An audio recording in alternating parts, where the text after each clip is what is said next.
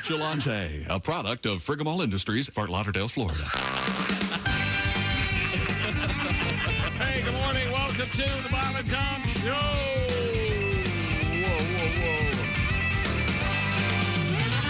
Whoa. Ladies. Hello, Josh Arnold. Hey, Chickster.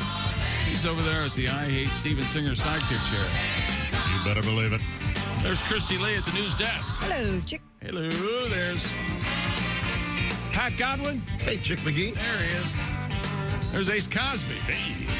I am Chick McGee, and here's my buddy, my friend. As I walk through this world. Here's Tom Griswold. Hello. Getting ready to go. Psyched up. All right. It's all good. It's all good. Okay. All right. All right. Here we go. Did you not get any sleep? This is it. I got a little bit of sleep. Was greeted this morning. 4 gigantic deer in the parking lot here at the Frigamall building. Oh, it's always exciting. Horns and everything. I had 6 in the front yard last night, but I have a it's like the Olin Mills of the deer world. I have a pear tree in my front yard, so they come by and eat some pears and stand around. And if you've never seen a golden retriever see a deer, it's hilarious. What the hell is that? And they can't even bark. She goes, yeah, it's nuts. It's nuts, Tom. How did the deer know which of the other deer as opposed to the... I don't know. The dogs? Yeah. Sense of smell and all But, that. but we're left out of this whole thing. What do you mean? As human beings, I guess. I mean, we congregate with other humans because we have to. But just, Who would I'm just you curious. congregate with if you wanted to? Well, no, wait a minute. Hang with dogs. Okay, fair enough. You can tell a bear from a human being, though, right? But I mean, how does a dog know? Or how does a deer know to go hang with the deer, not with the bears? Or I don't know. Just They know. always wonder. Yeah. I know. Nature's amazing, isn't it? Something that should be our theme today. Nature's why not? Let's amazing. make it our theme. Let's do it. We have a couple of interesting animal stories, of course. But first, let's have some hamburgers and steak. Well, actually, we have some vegan news this morning. Oh. A little bit different than the other stuff we've been hearing about lately. We do have an alligator missing half of its nose. Oh, poor guy. But he's been rescued. Which half? Like down the middle, or No, the weird. I should rephrase it. Missing the upper half of its jaws. Yeah. Oh. Nose and upper jaw, yeah. Wow. You're right. So it sort of ends at the eye on top, and then So there's like a massive underbite? and it looks like there's a photograph of the woman who was at the facility where they rescued this critter, and the gator looks like it's giving a big smile. is that right? I was happy to be there. Yeah, and I guess it's not particularly dangerous because it's got nothing to Jump down on. chomp. Yeah, it could just kind of chomp up, but I don't know. Well, that's the secret. If you get to the gator when their mouth's shut, you can hold the gator's jaws shut pretty easily. They don't have any strength. That's easy to say, but then you remember that you've got this writhing monster with really sharp claws trying to take you underwater. You're the one who wants to wrestle a gator. I'm just trying to give you a tip. Okay. We do have from the Mr. Obvious Institute. We do have alligators and golf courses and why it's a problem. All right, just don't mix. Coming up, we have some sports. Mr. Godwin, you working on some songs in there? You've been watching you in there. Yeah. Moving your lips, strumming your My guitar. lips, strumming, singing, warming up, Tom and I have been watching our favorite show, Pat Godwin rehearsing. Fabulous in there. losing picks and guitars, all Oh, yeah. that kind of shit. Shaking the guitar. And upside nothing down. funnier. That picking the guitar, holding it upside down, shaking it You around. look like you got some sun yesterday. I don't know. You look healthy. I think it's the lighting. Or maybe it's, Oh, it's nice. They still adjusting the lighting over there? That and my blood pressure. I was going to say, yeah. You need a stat. Might I calm think. down a little What's bit. going on over there? Well, and today, of course, is the big, gigantic sports event of the week that everyone looks forward to. That's right, the shoe-in of the week. What just happened? That audio depicts how the seasons has gone. It's early in the season. It's way too early. A robust 7-15 so far on the season, and we will be talking to Craig Joseph from Avon Indiana. Ding dong, Avon calling. He won this week's Big Green Egg Mini Max, and he was the most correct prognosticator in the pigskin pick'em. We'll talk to him later. I don't know if I'm going to be nice to him or not. I haven't decided. Josh, do you get the ding dong Avon calling reference? I do, yeah. Yeah, Avon used to go door to door, didn't they? And selling. I was an Avon lady. Were you? Yeah. Selling their I had that great wares. little plastic case full of sample lipsticks. Oh, love that. So you would, that was in fact a door-to-door thing? Yeah, you didn't have an Avon lady in your neighborhood? Avon started door to door. Avon lady calling. Yeah, I had this blue tapestry Are they still out there? bag. I don't. You can buy online. It's an all online now. There's some Avon products that women still Skin swear So by. Soft, one of the greatest I was just products gonna say, ever. Skin So Soft. Yeah. It's amazing. Yes. That's for women who have skin like an alligator. You've run into those people. I wonder if you can still have parties like an Avon, like a. Probably. Some say that the Skin So Soft keeps the no-see-ums and mosquitoes away, and it's a great That's handy. product. What's the one that has the pink car? That's Mary Kay. Is that still Good job. That's a competitor. Yeah, that is a competitor. Well, I'm just saying, since this guy is from a place called Avon, Yeah. we're going ding dong Avon all day long. Okay, Mm-hmm. Okay, probably getting old already. We have the Tasmanian tiger in the news. And Pat, I'm going to ask you to play one of my favorite songs in this hour. It's your tribute to pumpkin spice. Because we have a very, very unusual. Put it this way: your song is kind of a predictor. Your song was about how there's pumpkin spice in everything. Remember this happened, what was it, 10 years ago? There was bacon in everything. Yep. We actually had someone bring in, for our eyes to see and hold, remember this? We had kosher bacon sex lube. You know, I used it. Remember that? I put it on the show. Wow. Yeah. What'd you put it on? Oh, my little hang down. And a little pork and pork. But, Pat, in your pumpkin spice song, you predicted that they're putting pumpkin spice in everything. And then a couple weeks ago we had, was it Dumpkin? What was it again? Remember the butt wipes that were... Oh, yeah. They're pumpkin-scented... Pumpkin-scented butt wipes. Yeah. What were they called? Dumpkins. They may have been Dumpkins. I think they were It Dumpkins. was something like that. Well, it's happened it's even worse than you thought, Pat. Yep. But dust off your song, and maybe you can add a verse. I'll send you the appropriate Story? product and what's happening now in the world of pumpkin spice. I am a fan, by the way. I haven't had one yet this season. Remember the Jiffy Lube sign that said pumpkin spice is here or something? Hilarious. That's wonderful. We'll get that. Give me the sports preview, please. Well, ladies and gentlemen, the football world is abuzz. At least the football fans within 25 feet of me. That's right. Anthony Richardson, the quarterback for the Indianapolis Colts, still undergoing concussion protocol. They're not sure if he's going to be able to play on Sunday. So, yes, you know what that means, Tom. My buddy Gardner Minshew. I love Gardner Minshew. Off the bench in Baltimore against the Ravens. That's right. It could be happening. Colts, Ravens, Gardner Minshew, your starting quarterback. I'd like to ask for the Gardner Colts. if Gardner is named after Gardner McKay. Who the hell's Gardner McKay? I'll tell you what he'll say. Who the hell's that? Yeah. Well, it doesn't mean he wasn't named after him. Gardner McKay, of course, is referenced in a Jimmy Buffett song. Maybe his dad mowed lawns for the summer. Okay, but Gardner Minshew is a very colorful player, funny guy, Mississippi Mud. and good. You looking up who Gardner McKay is? Yes, I am. He was a movie star, right? No, television. Oh, my God. Television? How far back does it go? I'm going to say he died in the 50s. 54. No, he died in 2001. He was born in 32. He was a Holy hell. 60s heartthrob actor you never knew is how it's titled.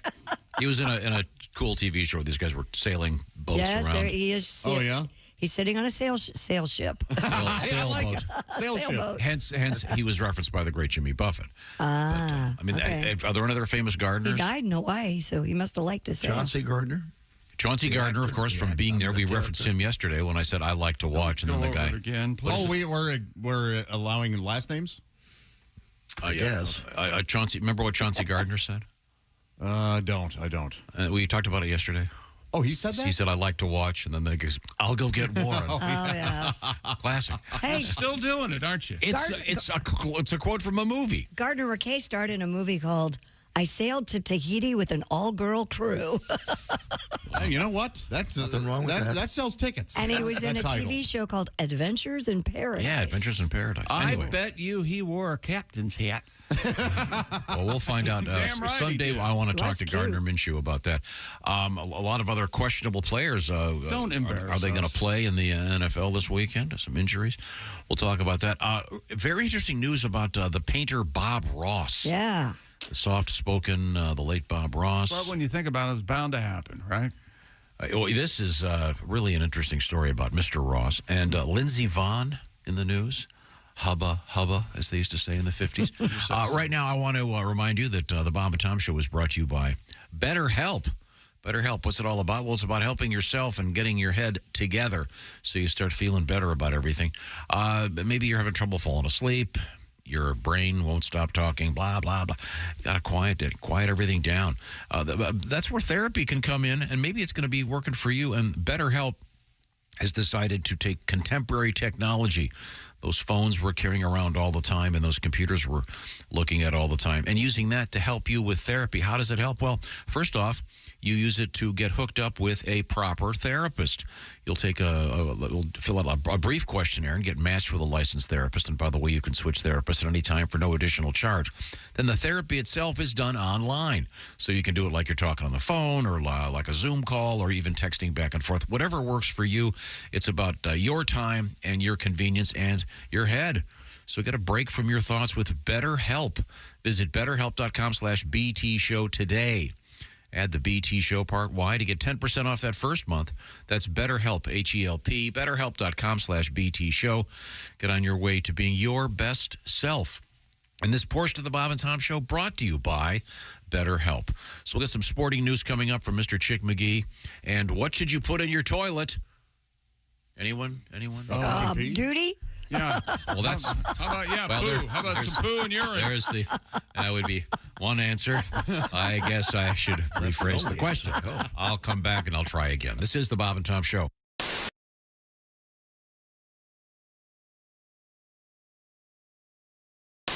The sheepskin that you Let's not talk about the sheep.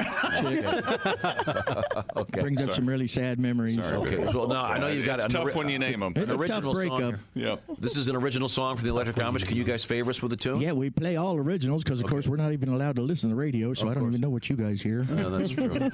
Well, go ahead, but I'd love to hear it. Well, all right. This is a little song goes a little something like this. It kind of tells you who we are. Oh.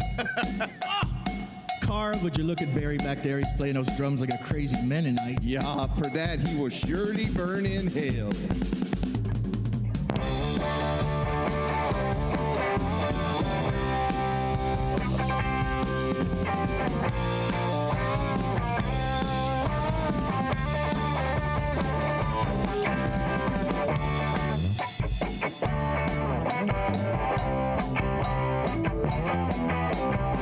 Out in the field for 40 days.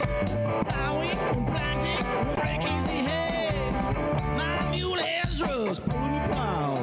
I bought him from Carl for some eggs and a cow. I work all day out in the sun. Oh, but after some meals, we start having some fun. I say, come on, Greta, lights and lamps.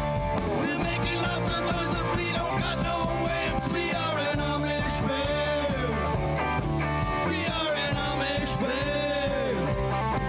We help you build a barn. We just don't give a darn. We are an Amish band.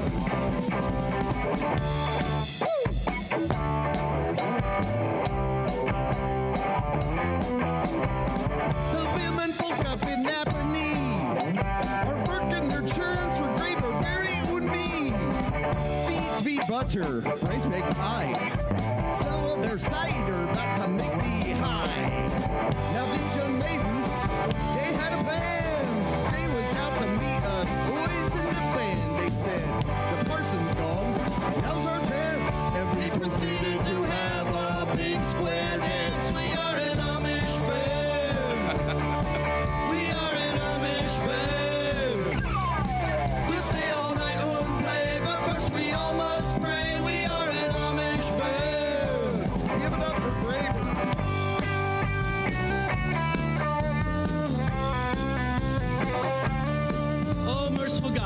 let the rest of the solo really jam. We are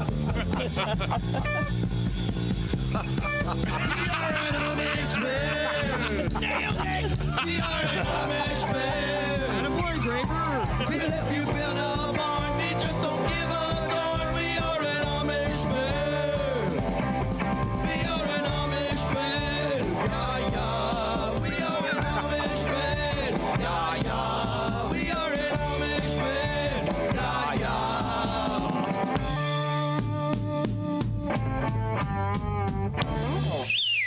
Yay! The Electric Amish, ladies and gentlemen. Hey, it's Josh, and of course... Hi, Chick McGee, everybody. Your chance to win a Mini Max Big Green Egg for Bob and Tom at Big Green Egg. Each week, someone will win a Mini Max Big Green Egg. It's the Bob and Tom Show, Pigskin Pick'em, powered by the Big Green Egg. Go to bobandtom.com/contest on the computer. Is that where you go? Are we eligible?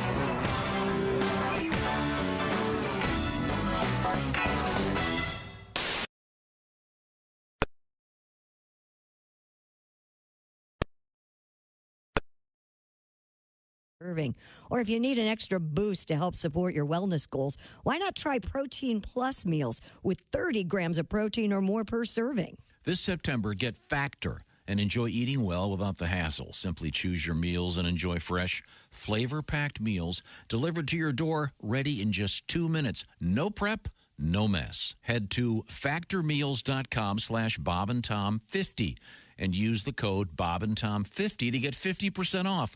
The code BobandTom50 at factormeals.com/BobandTom50 to get 50% off. Think you know your pro football and want to put your knowledge to the test? Then play Pigskin Pick'em every week at bobandtom.com. This is your chance to win a Mini Max Big Green Egg. Just pick the winners of this week's pro football games and you could win a Mini Max Big Green Egg. Head to bobandtom.com/contest and play Pigskin Pick'em. And don't miss the Chick McGee Shoe-In of the Week, Thursdays on the Bob and Tom Show. Hey, it's comedian Roy Wood Jr. You're listening to Bob and Tom Radio. Can you tell us about Hawaii?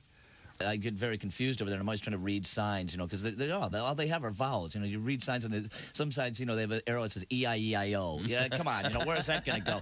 And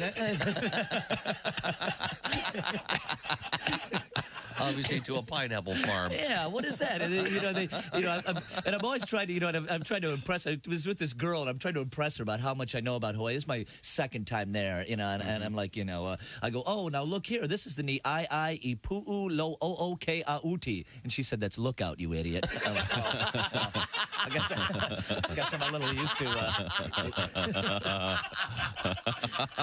read these signs around here. I see. Fascinating. They have two airports on the island of Maui, and one is called like Hili Wili Puli, and then they call the other one Willy Willy Pali, and then I go to the wrong one, and I'm the... Hey, welcome back to the Bob and Tom Show. That's me on the clavinet. Is that a clavinet, Pat? Yeah. There's Christy Lee at the news desk. Hello. There's Pat Godwin. Hey, Chick. He's over there in the performance room. There's Josh Arnold. Hi there. Ace Cosby's here. Hey. Eagerly awaiting on that joke of the day and my small part in it. Yeah. I'm making comedy history. There are no small parts, Joe. Only small actors. You're right, Tom. Who are you? But hey, in your defense, you're looking where Tom used to sit. That's exactly right. Yes. You know how many times I mistake you not being in the room? When I look over there and that seat's empty where you sat there for 30... I'm Chick, and here's Tom. Hello. Hello, indeed. It's nice to see you, or at least have you hear us. You can see us. Ace, how do you do that again? Turn on your YouTube. All right. I think Ace skipped. No. YouTube. Watch us on the YouTube. See what's going on worldwide. Yesterday had a very exciting day. We tried to help a guy named John celebrate his 40th birthday. Oh, that was so exciting. He was running 40 miles and wanted to hear an Ace Cosby joke of the day each hour. It was so exciting. He only got to mile 31. Christ in a chicken basket. But he was in the UK. He did great. John, you killed it. Okay, very good, very good. He didn't make 40 miles. 31. Right? But he ran 31. 31 miles. That's 9 short. But 31 more Nevertheless. than I could ever do. On a golf cart. I couldn't do that. Now, we were talking about the NFL, and unfortunately, people get hurt. Yeah. And that not only causes mentally and relationships end. Sometimes physical injuries occur. Yes. We're referencing the fact that my favorite NFL player, Gardner Minshew, is going to be starting for the Colts. And I was just asking. We don't know that for sure. We're supposing that. Okay. Because this concussion protocol is a tricky thing.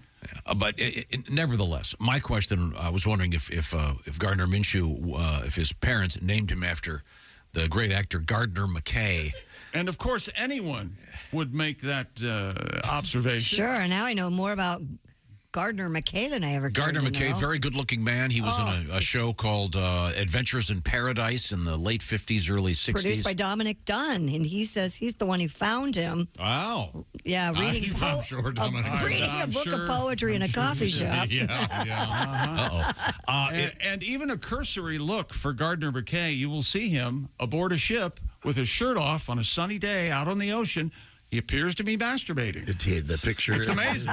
That photograph, Absolutely amazing. it's the steering wheel on that ship. Do you want to help me here, Josh? Sure, yeah. He's holding on to one of the knobs of the classic ship steering wheel. But the unfortunate thing is the knob is the exact same color as his skin tone. Yeah. So it looks like he's holding his Johnson. Right. But nevertheless, Married with 2 children. So so was Rock Hudson. Doesn't mean he doesn't masturbate. Could you stop slandering Mr. McKay? He is referenced in a song by Jimmy Buffett, because Buffett, of course, a great sailor. And I happen to have a little snippet of that for you here. Oh, you do? Yeah, here we go. This is a song called, it's something like "We Are the People Our Parents Warned Us About." Oh. From a great album by Jimmy Buffett called "One Particular Harbor." This is the one lyric here. Hey, Gardner McKay, take us on the leaky tiki with you. Take us on the leaky tiki with you, Gardner McKay. See, so I'm just wondering if the Minshew family, big fans maybe of Adventures in Paradise, it's possible. It is possible. I don't know. Plausible? I don't think so. No. Possible? Yes. How old's Gardner Minshew? And you know what? I shouldn't say anything. He'll be sitting in here one day. Tom's going to ask him, "How'd you know that?" Damn it! You know what? I could be Gardner Minshew's mother. Let's face it, probably grandmother, and I've never heard of. You know what? If Gardner Minshew comes in here, you know how impossible he will be. He'll do that thing where he needs to show the Gardner he's in charge, right? And he'll tell us all to shut up. It's absolutely, and he'll laugh at no matter what he says. He'll laugh at a Gardner. Oh, thank you for being here, Gardner. You're the best, amazing guest ever. Unbelievable. I'm a big fan. And then you like the Grateful Dead or the Allman Brothers? the question, you're very fit. You don't? Either do I, Gardner. Either do I. Then the question would be which aspect of his facial hair will be emphasized that day? Will it be the sideburns, the full beard, the porno stash? Because he got famous in the NFL for his escapades in locker rooms and shaving. You know how teammates love that. Well, let's move on from our discussion wait a of minute. Gardner McKay to sports. I'm going to put a cap on this. Gardner's 27. Okay. Gardner McKay bought a wooded property in Beverly Hills and kept a menagerie of animals. Here we go. Including lions, cheetahs, dogs, and a monkey, which he brought back from his sojourn in South America. Oh. Yeah. In Beverly Hills? In Beverly Hills. Is that legal to bring a monkey back from South America? Well, those were different times. Isn't that how outbreaks started? Yes. Yeah, we got a black market monkey. What the hell? Now, we will move from Gardner Minshew to other aspects of the NFL, which would include the forthcoming Shoe-In of the Week. Well, we got trouble. Chicago Bears, ladies and gentlemen. Justin Fields, this was going to be the year that the quarterback for the Bears, Justin Fields, the Ohio State University graduate, he was going to break through and be the next big thing in quarterbacking.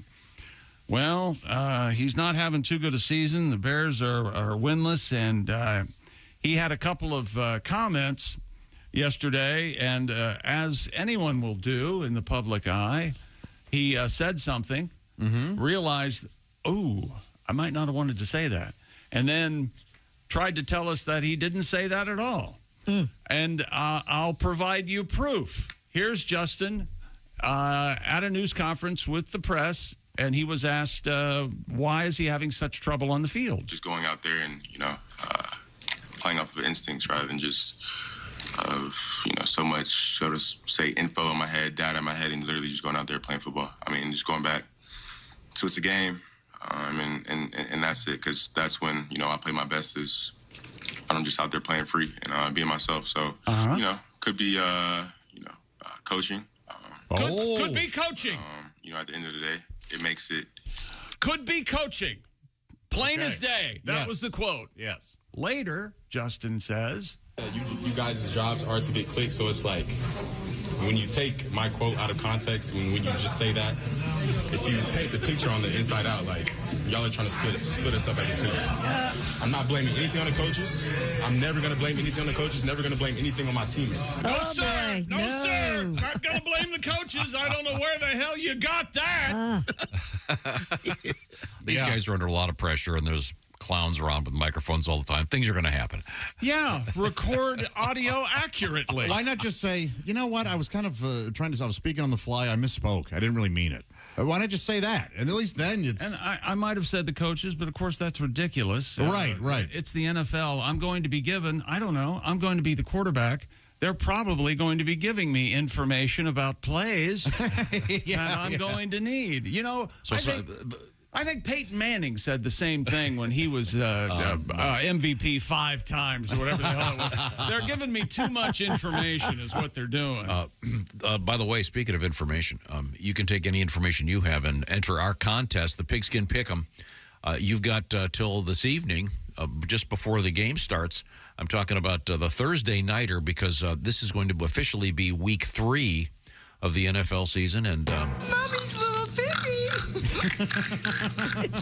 what is this again? It's from A Christmas Story. And why are we playing it? Because it says Piggy. Are you dumb? Okay, all right. Are you thick? No, I just contextually. It makes sense. Yeah. It's right up our alley. The Pigskin Pick'em competition, you just go pick your favorites for the NFL this week, and you could be the winner of the Big Green Egg Mini Max, just like Mr. Craig Joseph. So get those entries in today. You go to bobandtom.com/contest. I'm captivated by Gardner Minshew. I can't look away from his bio. His nickname is Jockstrap King. Oh. It's right here on the internet. I wonder why. He was famous for just wandering around in his jockstrap, wasn't he? Oh, he was? In the locker room. That started, was that with the Jaguars? Was that the whole thing started? He was push-ups. He was born in 1996. Who feels old? I graduated high school that year. He was born in Flowood, Mississippi. And he talks about the Mississippi Mudflaps. Mississippi Mudflap. His father is named Flint.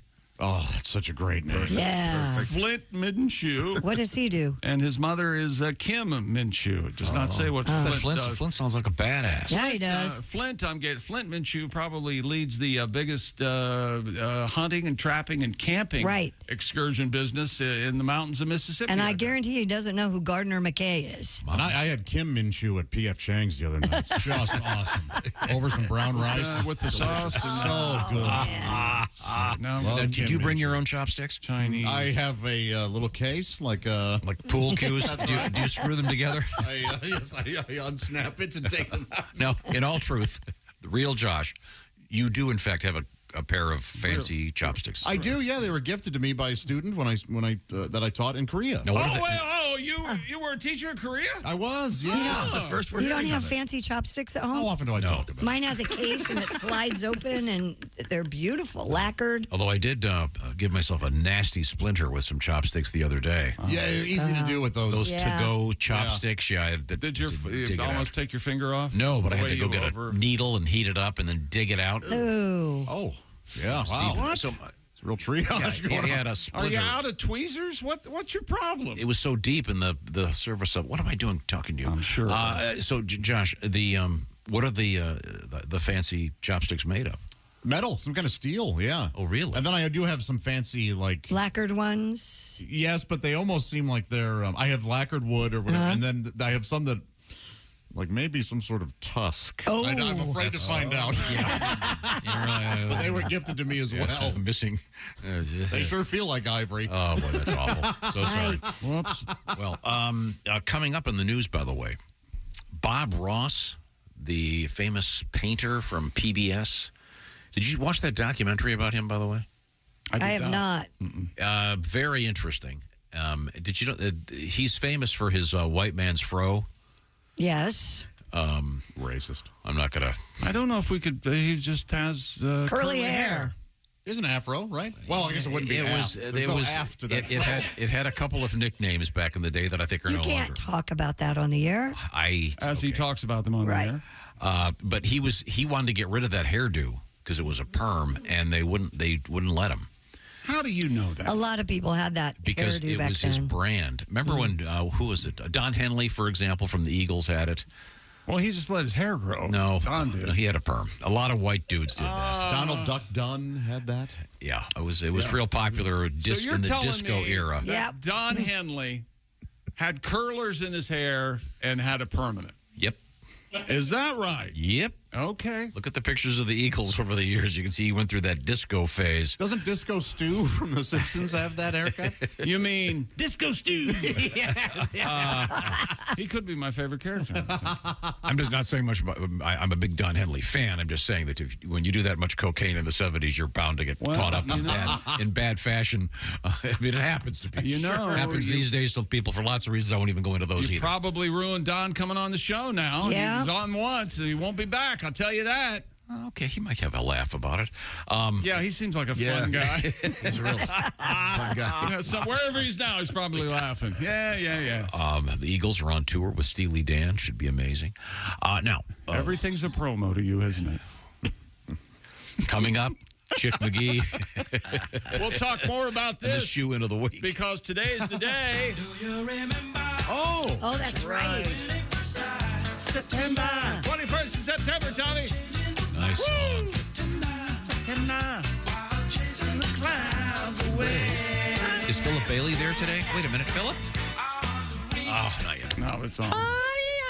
Can you do What that? are they singing? Maurice, I always say party on. Doesn't Philip Bailey Is do it that real high party part? on? It's body Body up? It's some sort of chant that they stole from indigenous peoples. Probably. Did they know? Somewhere. Yeah, sure. Where did Kid Rock get it? You're right. Body up. Bang, bang, diggy, Say, diggy. do you remember? Wow. What does that mean exactly? Ba digga ba ba digga. That's something that you Is it like get behind? Is it like Papa Umau Mau from the from the Rivingtons? There's a song. Yeah. Those are some lyrics. I still like Ball with the Ball. I do too. I'm just saying, no, it's not. Man, I really thought they were singing party on all this time. I think they're singing whatever you want them to be singing. Sure. It's a party song. That's what great rock lyrics do. Yeah. Coming up in sports? There are lyrics that you should adhere to. I have lyrics right here if you want to go through them. Not really. All right. We'll get to it. We'll talk about the shoe-in of the week. College football, huge weekend coming up. Dion might get his dick knocked in the dirt. And, hey, we do have a Guinness World Record. And Tom will go on and on about how pretty Lindsey Vonn is all coming up. He's not wrong. She's also quite... Yeah, and I think you should mention it at today's day and age. I would start with how athletic and great skier. Not Tom. Great First skier. thing out of her mouth, you're beautiful. I've never said that. You would if she was on the show. No, I wouldn't. Wow, you're really pretty. Get some Lindsay. ski tips. Click. Lindsay. Hello. Now, also coming up, some great information about the Tasmanian tiger back in the news. Got a world record or two. And we have also some more of those slang terms in history. You know, if you want for the front naughty. If you want really? If you want to protect your compound, you could get a Tasmanian tiger and have them stand guard in the front door. Rabbit. Or, what's easier is install it yourself, design it yourself, home security system from Simply Safe. And now, Simply Safe Home Security has a revolutionary home monitoring innovation. It's called 24/7 Live Guard Protection. Brand new, designed to help stop crime in real time. Now, if an intruder breaks into your home, Simply Safe professional monitoring agents can actually see, speak to, and deter criminals through Simply Safe's new smart alarm wireless indoor camera, stopping them in their tracks. 24/7 LiveGuard protection is made possible by the new Smart Alarm wireless indoor camera. Available with the Fast Protect monitoring plan. It's the only indoor security camera that can trigger the alarm and instantly deter intruders with a built-in siren. Sure, you can install it your way like I did, the do-it-yourself route. It took me about 30 minutes. You can do it, or you can have a Simply Safe expert set it up for you. Either way, it's oh so easy to protect your home. For a limited time, get 20% off your new system when you sign up for Fast Protect monitoring. Visit simplysafetom.com now. That's simplysafetom.com. Do it now before you forget it. And remember, there's no safe like Simply Safe. Thank you very much. Coming up, Bob Ross's hair and some painting that he's doing. And we also have Velcro suits in the news, in case you're looking for a good fall look. We'll find out about that coming up. This is the Bob and Tom Show. Become a Bob and Tom VIP and get your Bob and Tom fix 24/7.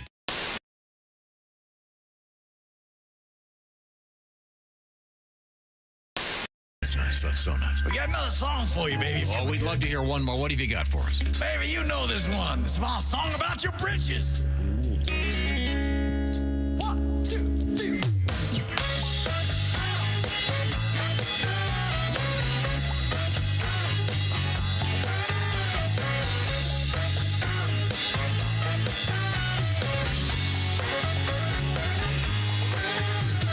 Monday, Tuesday, hump day is halfway.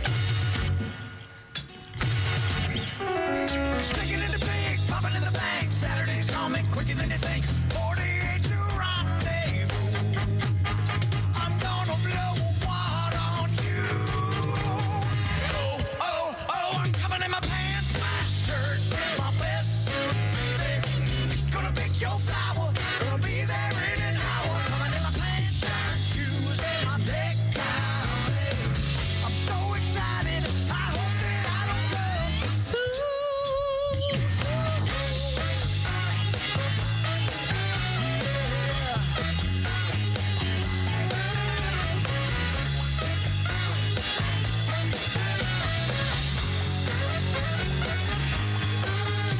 I can't move on. The tension is long gone. My suits are pressed, the wallet's in shape. The only thing left is a little man's cake. 24 to rendezvous. I can't wait. I'm gonna blow a wad on you. Oh, oh, oh, I'm coming in my pants. My shirt, my best suit, baby. Gonna pick your flower. Gonna be there in an hour. Coming in my pants, shirt, shoes, and my necktie, baby. I'm so excited. I hope that I don't come too.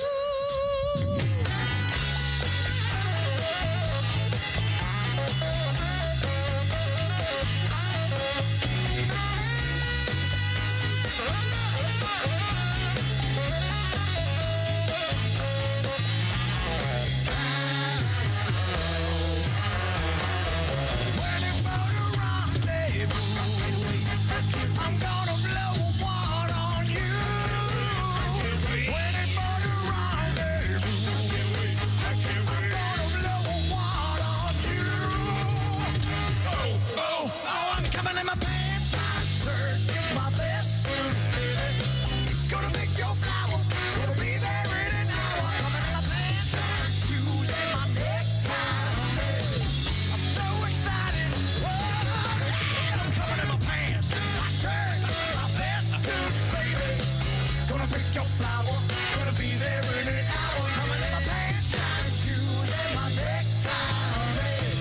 I'm so excited. Whoa,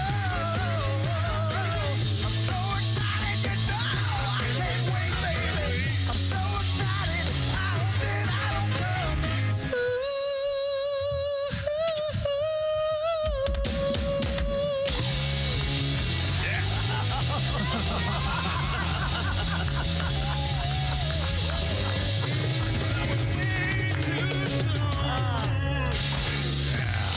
All right. Here come the mummies, ladies and gentlemen.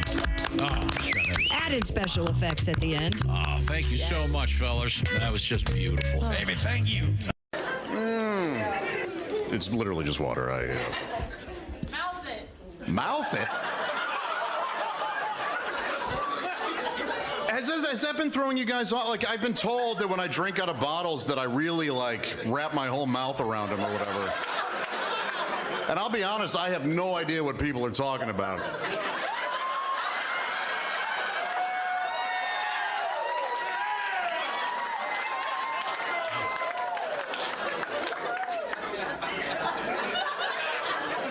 How we doing, fellas?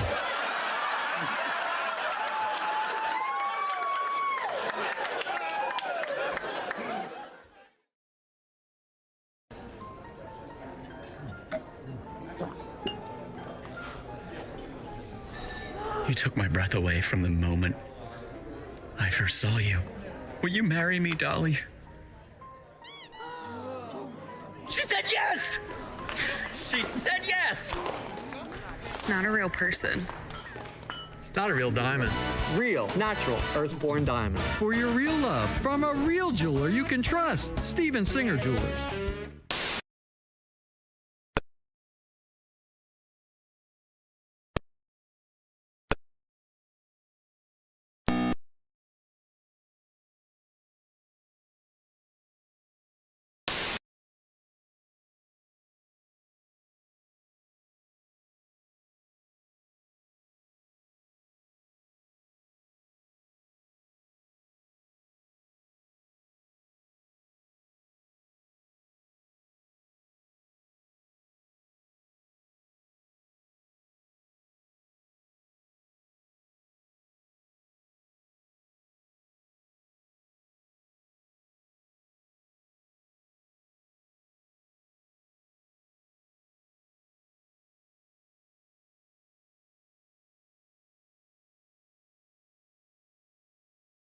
It's God's will. Bullcrap! God's will was for you to have zero. You screwed it up. Joining us in the studio, comedian Frank Caliendo. Some dude is on Bob and Tom doing your freaking voice, Jim. Maybe you are not listening right now. Make it stop, Van Smack. I'm hearing echoes again, Van Smack. Make it stop, Jim. Well, maybe that Grand Canyon that you have between your ears. That did not suck. Not unlike Alf, you just cracked yourself up. Look out, because you're going to be eating a cat in about 5 minutes. We're making more echoes of freaking Lou Gehrig, Jim. What a great speech that was. Lou Gehrig. No one has ever topped that speech. The luckiest freaking man on the face of the world. He truly was. He did not suck. No, he did not suck. And that day was the luckiest day for him. Rack him. You know you're too high when you're eating cereal naked and your girlfriend tells you to put some clothes on. You realize it's not your girlfriend. It's just a woman on a bus. That's how you know you're too high. Hi, you're listening to Bob. Welcome back to the Bob and Tom Show. More Gardner Minshew facts coming up. There's Christy Lee at the news desk. Well, hello, Chick McGee. Hello there. There's Pat Godwin in the performance room. Hey, Chick. There's Josh Arnold. Chicky. He's at the I Hate Steven Singer sidekick chair. There's Ace Cosby. Hey. I'm Chick McGee, and here's Tom Griswold. Well, thank you very much. We promised a song from Pat this hour. So we'll get to that in just a few minutes. Have you got yourself into a position to... Give him a hint as to what song you want right now. I did give him a hint. It involves his prediction that there'd be pumpkin spice everything. Are you set now, Pat? Do you know which song he's talking about? I do. Pumpkin spice would be my guess. Yeah. Is there a new thing? Yeah. Coming up, there's a news story about a pumpkin spice dildo. Oh. Is that right? That's the story. Thanks. Well, that brings us What's the headline? That brings us to multiple emails. Yeah. And they all sound like this. Dear people, listening to this morning's show last night, he says, I can't help but notice that Tom is apparently unaware of the concept of teasing a story as he proceeds to dribble out the details of the after the break story until we all know the story. Yeah. Way to go, Tom. What's the headline? That's from Donald. Headline says pumpkin spice dildo. Wow. Well, you wrote the headline. I may have edited the headline. You don't bury the lead. World's best morning crew. I woke up pumped up this morning knowing that today is 21st of September and nobody celebrates Earth, Wind, and Fire like you guys. That's exactly right. Thank you. Thank you very much. They're not saying party on? Party on. Nope. Doesn't it sound like it? Sure, yeah. I'm going to sing Party On from now on. Speaking of Gardner Minshew, now pay attention, Tom. You're talking about Gardner because he's probably going to be starting for the Colts. Better than 50-50, I'm guessing. His full name is Gardner Minshew II. Oh, okay. As you've noticed, his father's name is Flint, not Gardner. According to an interview, his dad just thought it would be funny to name him the second. He's right. Hilarious. He's right. It seems Gardner's quirkiness does indeed come from Dad. I love it. He's a great guy. Very funny. I want to meet Flint. Now, we have there you Bring go. him in. Break Flint and Kim up. Today is the 21st of September, as you pointed out. I did. And we're going to take just a moment here because we have very rarely get letters from Cupcakes. Cupcakes? What? Yeah, this is a letter from Sherry. A cupcake? A talking cupcake? A talking, typing cupcake? What the hell are you? Lost your mind. She says, no, could you take time during your show to wish my wonderful man a happy 44th birthday? Okay, see, his name is Brian, and she writes, thank you, Sherry, his loving cupcake. Wasn't that sweet? That is sweet. This is what we got into trouble with. It started yesterday. Yep. The dumbass running across the United Kingdom for his 40th birthday. And now everybody's going to want to have their birthday announced. No, but he's a trucker. We've been saluting truckers. He's driving a big rig right now. Thank you very much for driving those trucks and hauling that stuff for us. We certainly appreciate your hard work out there, Brian. And Sherry is your loving cupcake. How sweet is that? Dear Chick and Christy and whoever else showed up today. Oh. It's not my birthday today, but I am old. I'm not running anywhere today. I've been married for 35 years. Could you celebrate the third straight year of not having sex? Oh, jeez. That's a delightful letter. By having Tom wish me a happy birthday. Jim from Iowa. Hi, Jim. Jim in Iowa. Oh, Jim, hope things get better. Yeah, it's your birthday, I was going to say. Ordinarily, it'd be extra tight tonight, but... It's not your birthday, but I am old. Yeah. Oh, it's not his birthday. No. Sorry. I thought it was... Happy non-birthday. Wasn't the last line, can you wish me happy birthday? Well, yeah, but he was trying to be funny, Tom. Oh, okay. It was funny. Yeah. He asked for me to wish him happy birthday, and I did. All right. I don't know what more I can do. Even It's though not my birthday, but I am old. Well, what's the last line? I'm not running anywhere. What's the last line? Wish me a happy birthday. That's what I did. Your wish is my command. Good luck tonight. Anybody else having a birthday? Maybe. Send them in. All right. Please don't. Mike Barker's a busy man. Well, why don't we do this pumpkin spice story so Pat can play his song? Let's do it. A company is selling dildos themed for Halloween. Shapes include pumpkins and witches' brooms. Now, the pumpkin thing, at first I heard that worried me a little bit. But well, here's how it works. Witch's broom is hilarious. I can't believe it. The company is called Twisted Fantasies, Josh, and they're offering 2 seasonal sex toys. One called the Pumpkin Spice Dildo, the other, the Broomhilda Witch's Broom Dildo. Wow. The Well, pumpkins. you can stand back and auger that in, can't you? Holy hell. The Pumpkin Spice personal toy features a shaft made of jack-o'-lanterns piled on top of one another for a usable length of 7.5 inches. Because you know, obviously, the spherical-like pumpkin might be. If you can put that. Yeah. It's more of a totem. Yeah. Like giving birth. The Broomhilda Witch's Broom, which comes in usable lengths of 7.3 inches and 8 inches, is a toy shaped like a broomstick for, quote, some spooky pleasure. How about that? The Witch's Broom Dildo will set you back $64.99, Pumpkin Spice $69.99, but they're having a 15% off sale with the code SPOOKY right now. Spooky. Okay, very nice. But the pumpkin spice marital aid is now a thing, and Pat had predicted that many things would go down the pumpkin spice road.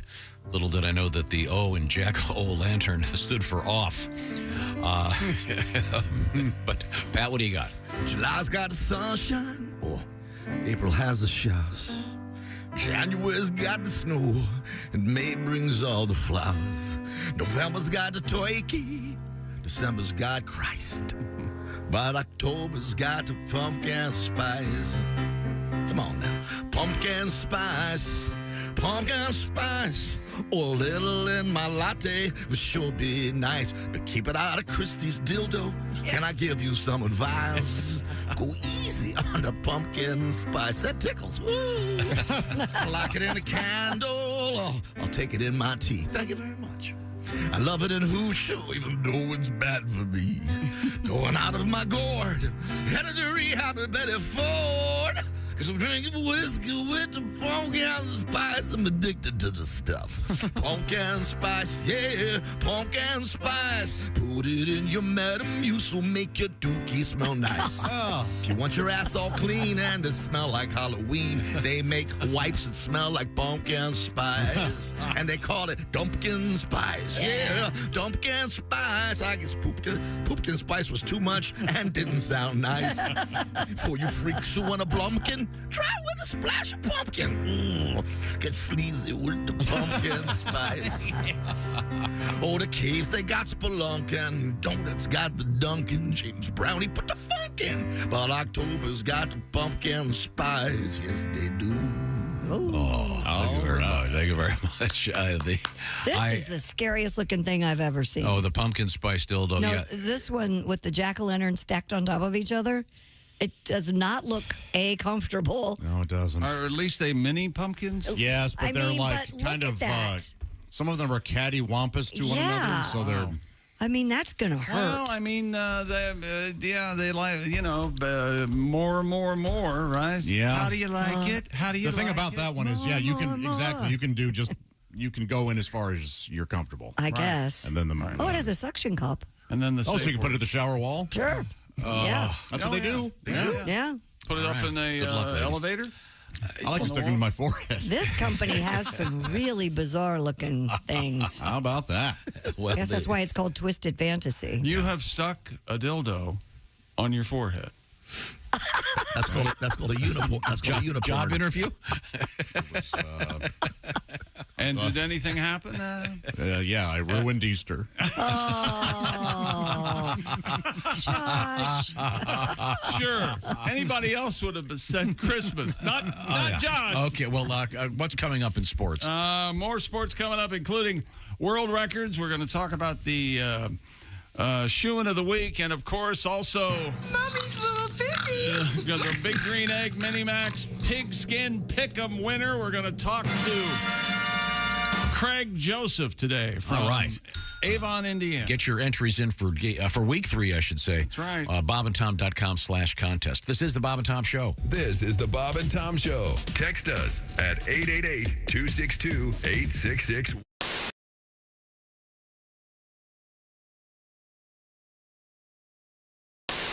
The airport has got like magical powers. The airport's the only place where like you could be on the floor eating a salad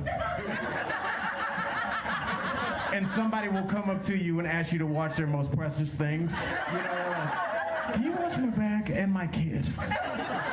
Name 8 Jackson, slot 32B or whatever, and you just go find your car. And I went there, and 29, 30, 31, and then there's no 32. It just started with another rental car. It's like, I know I can't ask, like, where's 32 after 31, because they might not let you take the car, Eventually, I went and asked. I was like, "Hey, ma'am, there's no 32. There's just budget." And she goes, "Oh, we merged with budget, so that's an Avis car. So just take that." I should have just taken the car on the off chance that there was a corporate takeover or whatever. And then maybe drive to somebody's house and break in and go to bed and hope it's an Airbnb. What are you talking about? Like, the Olympics are my favorite 4 years because they give that stat every 4 years about how many condoms they hand out at Olympic Village. This year, we gave away 618,000 condoms at Olympic Village, and every time I hear that stat, I'm like, why? Those are our best people. What are we talking? That kid would be perfect. It'd be good on the land and the sea. It'd be like a first human Range Rover. What are we... How about we start handing out condoms at Storage Wars meet and greets? A basketball fan, and they said, like, if everything works out perfectly in the next 3 years, LeBron James and his son will be in the NBA at the same time. I was like, no, that's cool. But then I did a little math of my own, and I figured out that in 6.5 years, me and my daughter's student loans are going to overlap. 3rd and goal, hit Golden Showers. Tate on a slant that was initially ruled a touchdown with 8 seconds left. After review, the play was overturned. As you can see, he's short of the goal line. No, he's not. And yes, he is. He's way short of the goal line. He's like an entire ball short of the goal line. the football, Tom. So that with 8 seconds left, they had to stop play, look at the review. But then, due to a rule that causes a 10-second runoff when a clock is stopped by officials and then restarted, the game ended. What? With 8 seconds left. What's the point of that rule? So they didn't get another play? In theory, the Lions could have lined up with a fourth down play as time expired, but the initial call of a touchdown is actually what disallowed that possibility. Why? The rule exists because the Rules Committee, led by Don Shula, the only coach he wheels in, sons of bitches. I hate all you young mother. Hi, everybody. Chick McGee here from the Bob and Tom Show. I want to tell you about the NFL season coming up. We got together with the folks at Big Green Egg, and each and every week, you're going to have a chance to win a Mini Max Big Green Egg during the Pigskin Pick'em program on the Bob and Tom Show.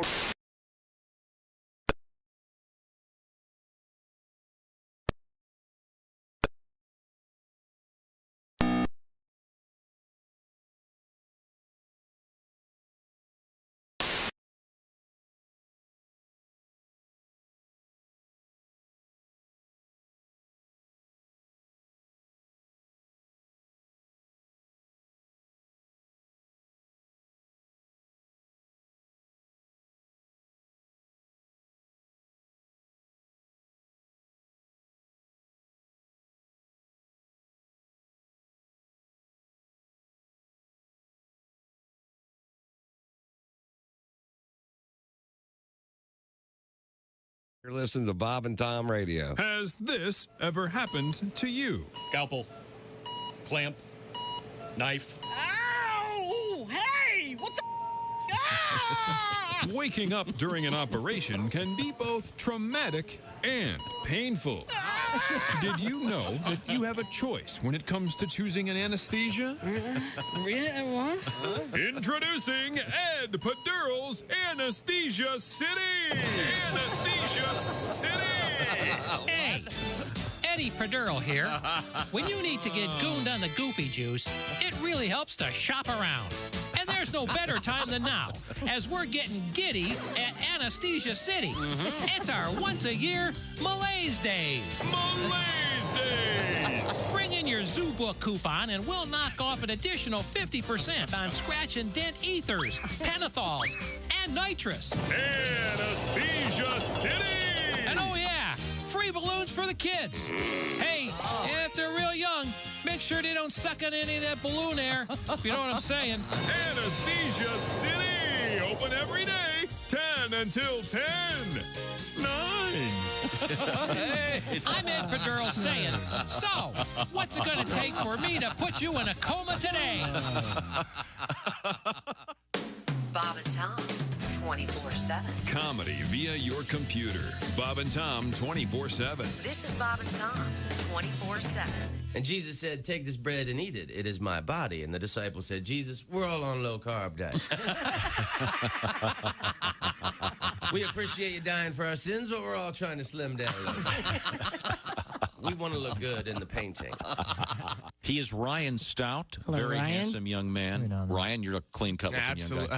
guy. Well, I'm not clean-cut, but no profanities for me. I mean, I'm just, I would use it if I thought it was shocking, but I don't think it's shocking anymore, because the profanity, it's everywhere now. It's everywhere. That's true. You can't even rent, like, a nice adult film where a man and another man and maybe a woman have consensual sex in front of a camera without one of the three spewing out profanities. It's awful. It's all F me and my A and S. And it's disgusting, all right?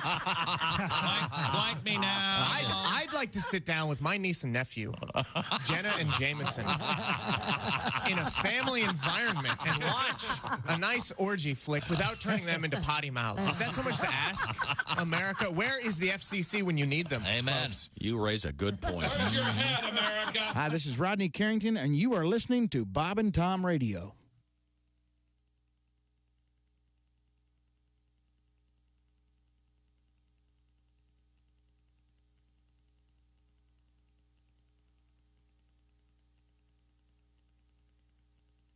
Thanks for joining. Welcome back to the Bob and Tom Show. At the news desk, it's Christy Lee. Hello. There's Pat Godwin in the performance room. Hey, chick. There's Josh Arnold. Hi. He's at the I Hate Steven Singer sidekick chair. There's Ace Cosby. Hey. I'm Chick McGee, and here's Tom Griswold. Thank you very much, Chick. You're welcome. Coming up, lots of exciting news. I won't spoil it by giving you any more headlines. I bet you do. We have vegan news. Here we come. We have alligator news. We have kitty cat news. And alligators and kitty cats, not in the same story, fortunately. Okay. Gardner McKay's dog was called Pussycat. That was his name. That's funny. Isn't that funny? Here, puss. Pussycat. Pussy. And it's Here, a dog. Pussycat. Puss. We have Bob Ross, the painter, in the news, and his hairdo. But first, what do you think the favorite meal of an alligator is? Is it cats? Or is it a big hunk of ham? Probably, Alligator? I was going to say probably like a wild boar or a pig or something. Yeah, some pork product, you think? I think they'd prefer a dog over a cat, too. Meatier. I bet it'd be a cat. do you think think? I don't think they think much about it. We do have alligators in the news. Well, that's why we need to think about it. We have alligators meet golf courses. Wouldn't that be money well spent if the government would step in and start feeding the alligators so they wouldn't attack our seniors? That sounds just dumb enough to go in front of Congress right now to gum up the works. Could we move on? Frame it that? Okay. Once again, Chicago Bears quarterback Justin Fields indicated he's being given too much information by the coaching staff. Just what you want to hear out of your franchise-leading quarterback. He's thinking too much, Justin said, and he's blaming the coaches. Fields says he plays kind of robotic and can't be free. Free balling. One reason could be coaching. Fields' comments come after 2 discouraging losses to start a season in which the Bears hope to show signs of improvement. And Alan Williams, one of the most vanilla names this reporter's ever heard of, has resigned from the Chicago Bears. He was his health and his family are given as reasons. His resignation just two games into his second season. In a statement, Williams thanked the Bears and their front office and ownership and vowed to coach again. He called the defense. As the health of my family worsens, I can tell you right now, I will be back at some point. I will be. As soon as I get these dead weights and off around from my neck, I'll... So, there you go on that. And the Minnesota Vikings, big news in the NFL, Tom. They've signed running back Cam Akers from the Los Angeles Rams. Cam Akers is the player to see. Cam living is the kind for me. Bum, bum, bum. Fields spread out so far and wide. Will I score a touchdown or will I break my knee? Yes. Okay. How about that? Although the Vikings could have been better served by... signing anyone for their defense. But Lionel Messi, Tom, returned to Inter Miami's lineup last night. Short-lived, though. He'll now miss at least one more match. He was subbed off in the 37th minute of Inter Miami's match against Toronto, which they won 4-0. College football coming up this weekend. Week 4, Tom. Ohio State, number 6 Ohio State at number 9 Notre Dame. Number 19, Colorado at number 10, Oregon. That is going to be quite the game. Number 13, Alabama against number 15, Mississippi. Number 22, UCLA goes to number 11, Utah. And number 7, Penn State hosts number 24, Iowa. Are you going to be watching college football this weekend, Tom? No, thank you. Ace, have you seen the ratings for last week? Clearly, I'm bored to death. Move on. I did not. Oh, okay. You're kind of a ratings guy. Yeah. You don't like an Irish rural youth organization? Here we go. Here's something Tom can get excited about. Stupid world record. Oh, boy. An Irish rural youth organization has broken the largest Guinness shillelagh or something. World record for the most people simultaneously throwing Wellington boots. Okay. That's just what it sounds like. What? He doesn't want to hear the college football games coming up this weekend. Which 90% of the people are going to That's all watch. right. Tom doesn't care. Tom doesn't care for things America cares. Right. You know. Do we want to take a guess at what they call Wellington boots in the UK? I have a guess. I have a guess. Go ahead, Christy. Wellies? Nope, it's wellies. That's right. Wellies.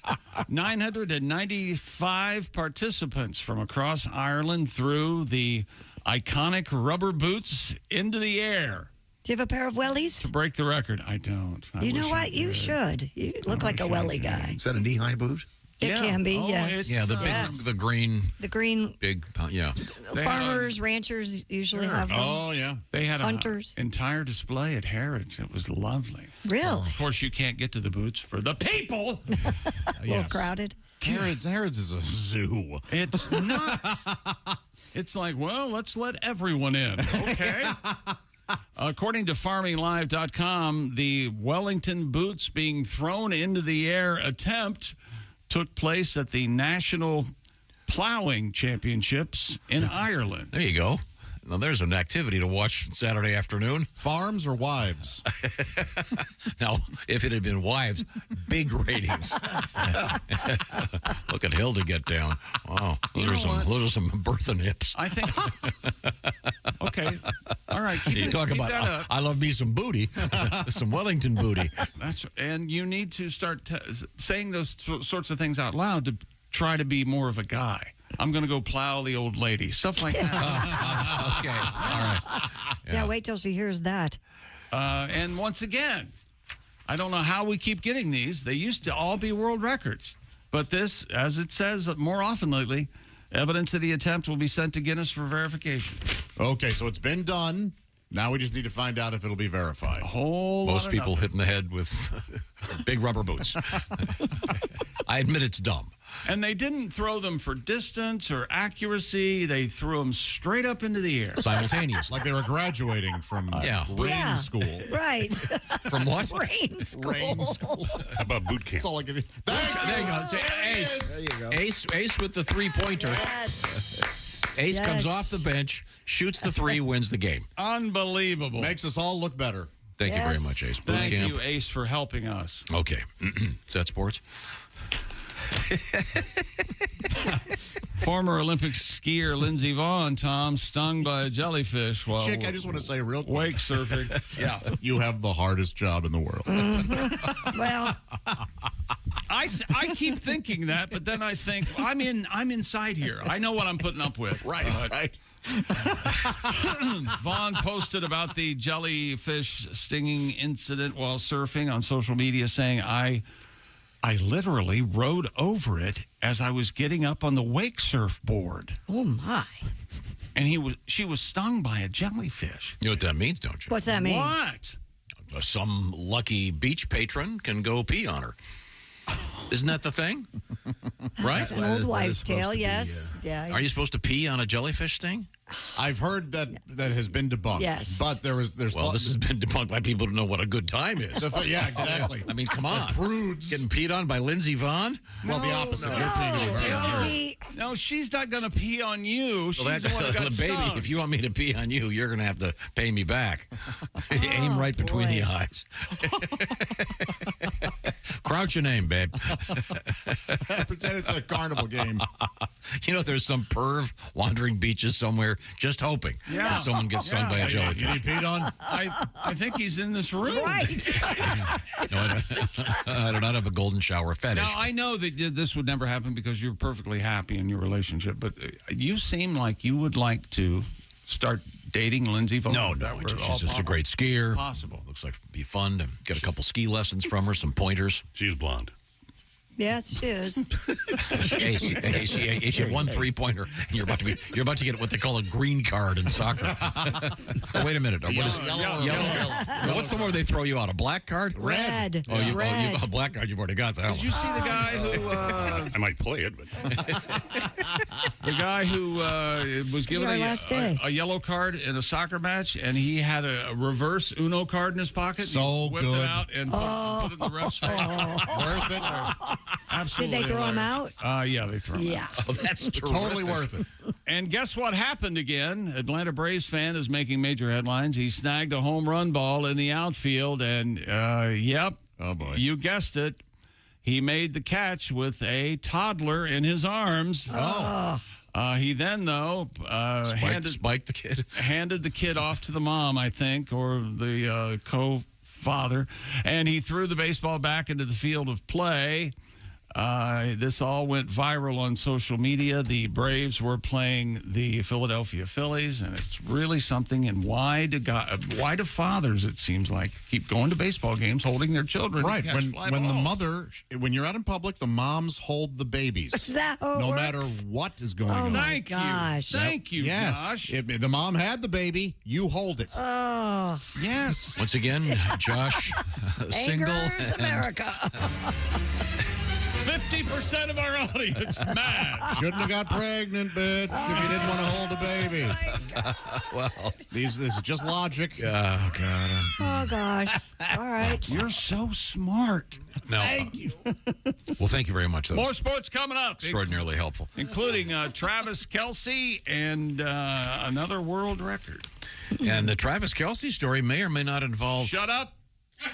Shut up. Yeah, so he excited just to say can't whatever he wait wanted to to say say. it. All right. I'll give you a literary clue. Okay. Jonathan Blank. Swift? Swift. Oh, he said it, not me. It was either that or Livingston Seagull. Oh, God. You know, I think we've gone obscure enough already with the Gardner McKay stuff.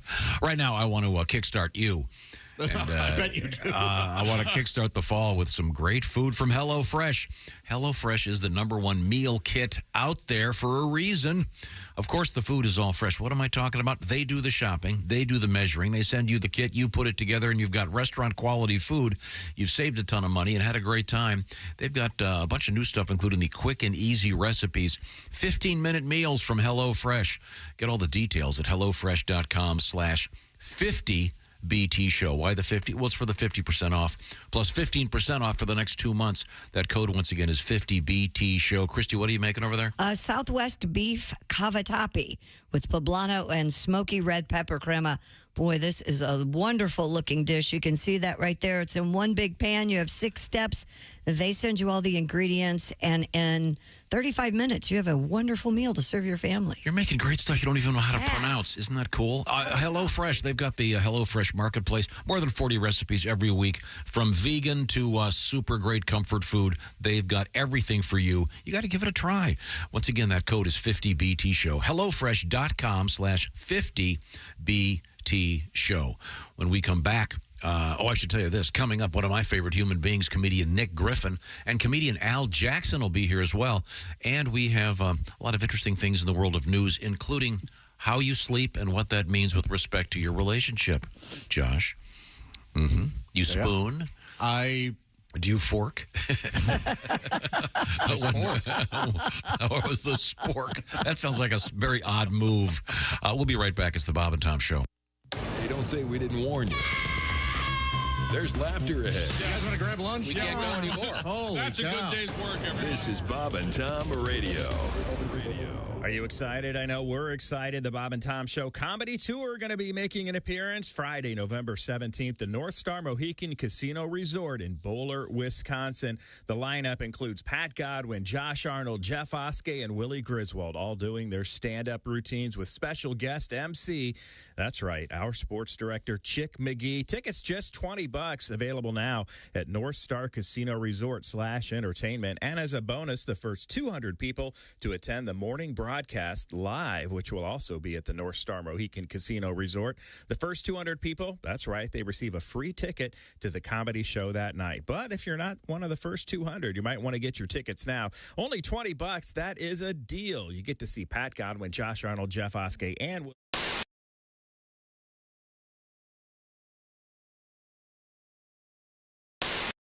I did a show at this dance club. I don't know if you can tell by looking at me. I don't like to dance. The lady running the show, she was like, why don't you shake what your mama gave you? I was like, I don't know how I'm supposed to shake scoliosis and a low self-esteem, but There were black lights everywhere in that venue, on stage and backstage where I'm standing. And I was just doing the normal pre-show check, and I had a stain on my pants right here. I know, I felt the same way. What had happened was, you know when you put your pants in the washer and you dump the soap in, it all landed right here, and that shows up under a black light. I didn't know that, and neither did anybody else. Because I was on stage and everybody was like, oh man, that is a lot. It was a capful, it was a lot. That's 2 loads, so. If you think that's a dirty joke, it's because you're a dirty person. It's a laundry joke, it's a clean joke, so. So we're getting back to your hobbies, James. You're a bowler. Yes. You got that going for you. Yes, sir. Golf, skydiving, scuba diving, skiing. You went skydiving? How'd that go? Yes, I did. Well, was it a tandem jump or did you? It was a tandem jump. Yeah, scared me. I'm big. I was going to say I don't scared you. Who were you with? I was going to say the other dude. I was strapped to the guy. What do you weigh in at? Do you mind if I ask? Then I was about 280, I guess. I'm probably 295 now. Oh my! Now is the person when you do the tandem? Is the person with the chute? Land on somebody else. Is the person with the chute in back of you? He's behind you. You don't have to do anything. You're basically like luggage. You're looking at. You're just watching the ground come at you while the guy behind you has the chute and does all the work. And you've never been so glad to have a man strapped to your behind. Ever. You will never. And you know, they call it a sport, too. Well, sure, the it's whole very time difficult. They're like, did you like the sport? And I was like, falling is not a sport. You know, if it was, my grandmother would win a medal. The Silver Hip Award goes to. Yes. If you want to make a sport, you should just throw the parachute out of the plane and then make the guy jump and put it on before he hits the ground. Oh, I like that. Now, for competition, throw one parachute out, 3 or 4 guys jump. Oh, there you go. He won. So did you glide in, James? We glided in, and on the tape. Did you fall or did you land standing? At the very last minute, he said stand up, and I was already going down, and there wasn't no. There wasn't no. But my ears did not pop. The thing with the ears. Yeah. So when I hit the ground, immediately I was like. He was like, how do you like it? And I was like, it was good. I enjoyed it very much because I could not hear myself. Couldn't hear a thing. Well, that's because, see, if it were me, I would be tightening every orifice in my body to prevent leakage, including my ears. Plus, there's a dude behind you. Yeah. And that part stayed. My ears did not pop until maybe the next day. And I had to sing that night. I was doing a play called Smoke on the Mountain. You're a singer? I didn't know. Yeah, where you sing gospel music. It's a gospel music play. You know, smoke on the mountain, fire in the sky. It's a great play. Yeah. So I'm trying to sing. I'm like, amazing, great that we. Well, that's unfortunate. I want to apologize to anyone that might have. Well, I don't know if you're deaf, you automatically talk that way, even though you can speak. That's what it sounds clearly, like when you talk. Yeah, I mean, it's nerve wracking, and the more scared you've already done it, the more scared of it you are, the better you get out. The more you get out of it. You know, it is really like that facing your fear and all that stuff. And when you're standing in the doorway of that plane, it's every cell in your body screams, you better hold on to something. I mean, it's overwhelming. Hello there, it's Ed from Ed Septic and Sewage. I'm here at this poor SOB's house. He got quoted $20,000 for a new system. I'm doing that same system for him, $500. I know what you're thinking. Ed, how can you do it so cheap? Well, first of all, this machine, stolen. That saves me a ton of money. Secondly, I'm not licensed or bonded. That saves me tens of thousands of dollars a year. So if you need a cheap septic, call me, Ed Septic. When things get hectic, call Ed Septic at the number below.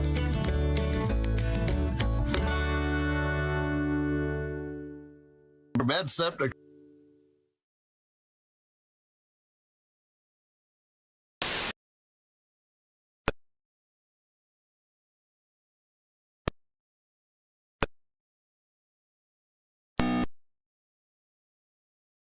Just $59.95. You can send her the I know I'm not going to get any for a month unless I send you some flowers bouquet. The I know I'm not going to get any for a month unless I send... Hey, welcome back to the Bob and Tom Show. Christy Lee at the news desk. Hello. There's Pat Godwin in the performance room. Oh, yeah. There's Josh Arnold. Hi, Chick. He's over there at the I Hate Steven Singer sidekick chair. How are you, man? Ace Cosby's here. Hey. We got to be getting close. Close to. Joke of the day. Getting close. We may be waiting for our guest. Oh. Show Nick how it's done. Okay. I'm Chick McGee, and here's Tom. Coming in to the show, it'll be comedian Nick Griffin, one of our very favorites.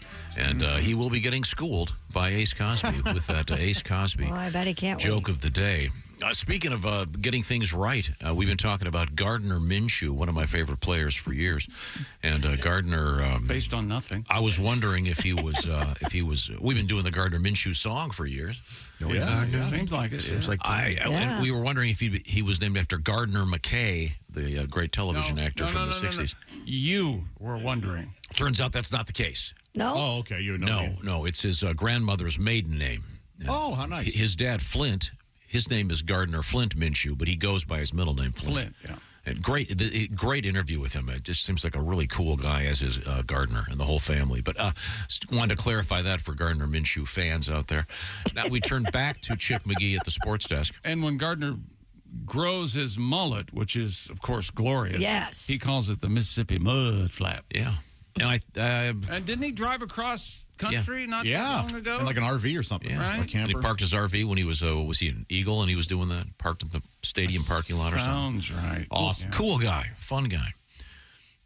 Glad to see him doing well. Travis Kelce's brother, Jason, said yesterday in a radio interview that he thinks those rumors about the Kansas City Chiefs tight end dating Taylor Swift are 100% true. Yep.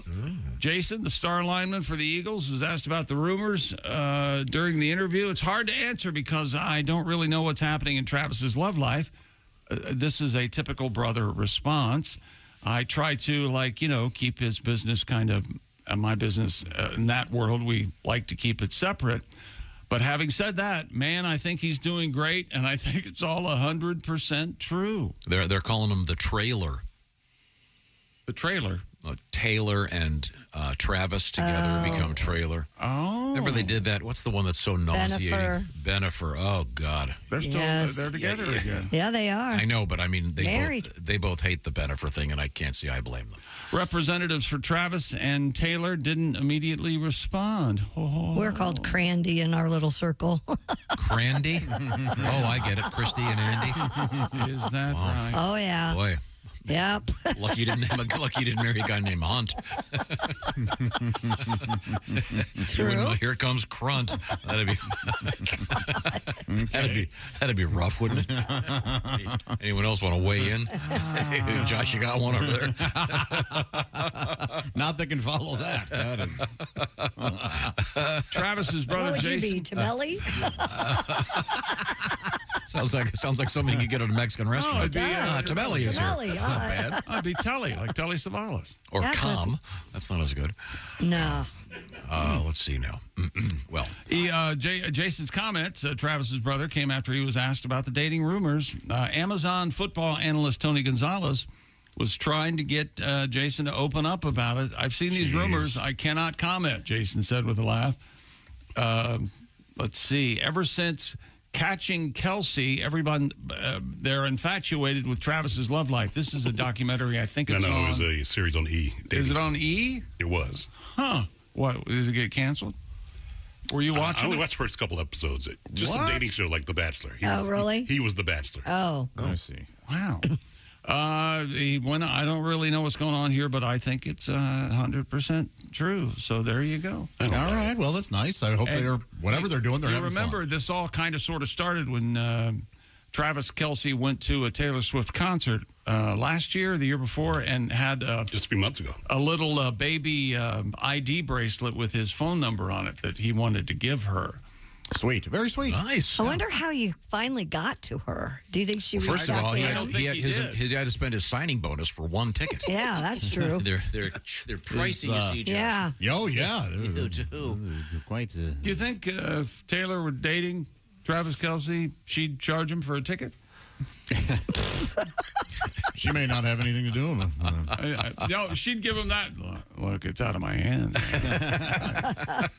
You see, they do kind of have it a little easier than normal folks because they have people that can get to the, like, hey, He didn't give the bracelet to her. No. His person gave it to her person. Right. And then Well, that's what I'm saying. It's hard to He do didn't that. slide into her DMs. Well, you can't slide into somebody's DMs if you're not friends with them on Instagram. They would have to go through their DMs, which sounds insane to me. You have to go and make a setting in your DMs. Right, that you see all the general DMs. But Otherwise, your DMs will slide right in. It doesn't Yeah. matter. Yeah. I don't buy this for 1 second. you don't think they're really dating? NFL players get 1 day off a week, usually Tuesday. Well, she's also. And she's in New York. They can make it happen. Private jets go fast. Yeah. I saw a picture of the two of them coming off a private jet. Yeah. They'll be just fine. And they have jet copters. Yeah, they're doing okay. What else is happening? Oh, look at this, Tom. You're excited. Stupid world record. They're together again. Oh, who's this? Jonathan Hollywood Hannon and David Rush. All right. Reunited to help break the Guinness World Record for the most balls caught under the chin. No, wait a minute. The most balls caught on a Velcro suit in 1 minute. Oh, yeah. God. You were thinking of Andy Dick. Oh, yeah, that would originally, yes. Do you think that Velcro suit has a Velcro fly? Oh, great song. Yeah, really? Yeah. Okay. Little ZZ Top. David said he had a Velcro suit custom made for the attempt, which was broken on Live with Kelly and Mark in New York City. Kelly and Mark? Who's the Mark? Who the hell is Mark? Yeah. Oh. That's the new guy. Oh, yeah, that's right. It was Kelly and Ryan, but Ryan retired. Ryan retired, so to speak, and Mark stepped in, her husband. Ryan going to do Wheel of Fortune. Yeah. It looks like it. And Vanna White just signed a new 2-year deal. I'd be fine with Ryan, but I was kind of hoping for somebody brand new. I know, me too. Vanna White's just signed up, huh? Yep, 2 years. 2 more years. The record to beat was 62, and Hollywood managed to surpass that mark with a total, David and Jonathan, 107 balls sticking to the Velcro suit. Boy, they killed it. Man. And then, a great move here at the end. Have you seen this? No. Have you seen this? Yeah. Hollywood put on his shades and threw the last. If you have an hour this week, sorry. you can. Sorry. What the heck was that? It's just Tom being good at his job. Apparently the Q circuit isn't muted on this machine. Those circuits will just rewired it while I was gone. Sorry. I think it sounds like an ID10T problem. Absolutely. Me. That's idiot. Okay. Jonathan Hollywood put on sunglasses and threw the last 3 balls behind his back in the remaining seconds of the attempt. And the thing is, Jonathan how is the cool one. Is that? Jonathan's doing the great work here because he's heaving the balls, and Rush is just kind of swaying a little bit here and there so the balls stick to him. Yeah. I mean, it's dumb, but. What a cool suit. It's a great big yellow suit made of Velcro. This is the kind of thing I'd want to wear to a job interview. How big are the balls? Ping pong ball? No, they're a little bit bigger. Okay. Tennis balls? A little smaller than a tennis ball. All right. Looks like. But it's hard to tell. Maybe they're as big as tennis balls. I can't tell. But, yeah, and then at the end, Hollywood Hannon puts the shades on and does a couple backhanded ones. Wow. Just nice. And then, unfortunately... If you're watching this, sadly, get to watch David Rush twerking. Oh, having a good time. Swaying his buns around. All right. Getting hit with balls in the ass. You know. It sounds like another Andy Dick weekend. You know, Why is it Andy Dick? Okay, sorry. Andy. Never mind. I wonder who made the suit. I'd like the record to show that we had a quick conversation. And I tried to tell I think it's your fault. You set it up. I did not. And, my. You're responsible for any fame or notoriety that Mr. Hannon or Mr. Rush have. You realize the man holds hundreds of world records. It's the best. I don't think it is. It like 300? He's nowhere near the record for a record of world records. For an American. He doesn't have those records like the longest hair and all that other stuff. Hey, and once again, just a reminder, today it'll be the shoot of the week, and we'll talk the last week's winner of the Big Green Egg Mini Max. He's Craig Joseph from Avon, Indiana. Craig got 15 out of 16 games correct, was in a 9-way tie for first place. Craig beat all 3 tiebreakers to score that Big Green Egg Mini Max. The only one he missed was Baltimore and Cincinnati. We're going to talk to him. I'll make my picks. He'll make his picks. And we'll talk about Pigskin Pick'em. Mommy's little piggy. I predict that's the last day for that. Yeah, today is the last day for that. Hope. You can get involved, as Chick would say, get involved. Get week involved. 3. All you got to do is go to bobandtom.com/contest and make your entry for this week, week 3, because the game they begin this evening, of course, with a Thursday nighter. And you say there are 2 again on the following Monday? Yeah. So, make your picks and see what happens. You could win the Big Green Mini Max, the Rolls Royce of outdoor cooking, of course. One more email. Chick, alligators don't like to eat cats. Oh, is that right? Because they get stuck in their teeth and they can't reach them with their floss swords. What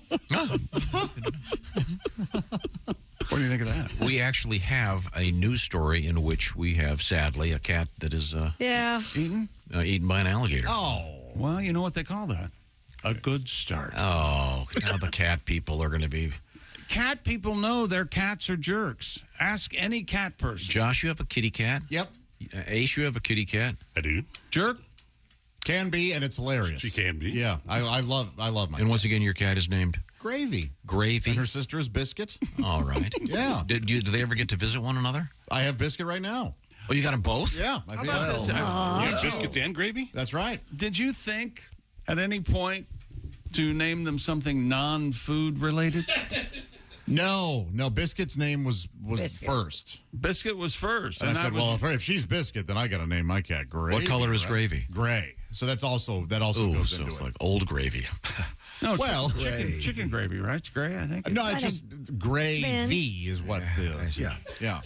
I just that one time when Gravy got out and you were running through your neighborhood and it's kind of late at night on a Saturday and you're screaming in your underwear, Gravy. Well, looks like hey, Chunkles, go back home, will you? Looks like the guy across the street. Arnold's hungry. High on something. That's why you don't honey, do we have any gravy? Booze. Okay. Do we have any gravy? Yeah. Well, better give it to him. He looks. That's what he gave out last Halloween. Ladling gravy into the Halloween bags. You kids will like this. You know, I have yet to find a gravy that is a destination gravy for me. I don't like gravy. I don't really go, yeah, I'm going to have that. I do that with barbecue sauce. I have a particular ketchup. You don't like Bob Evans gravy? That's pretty good. No, Chick is a fan of that, yeah. Yeah, the sausage gravy. But you're talking like a beef gravy? Like my special barbecue sauce, I order cases of that. Yeah. Yeah. So you mean store-bought gravy? Yeah, right. Okay. All right, do you make gravy at home a lot? No. Thank but there is a place that I go that makes gravy, that you go right down the street here. How about that? Delightful gravy. Oh, is that sorry to bother you? Is that right?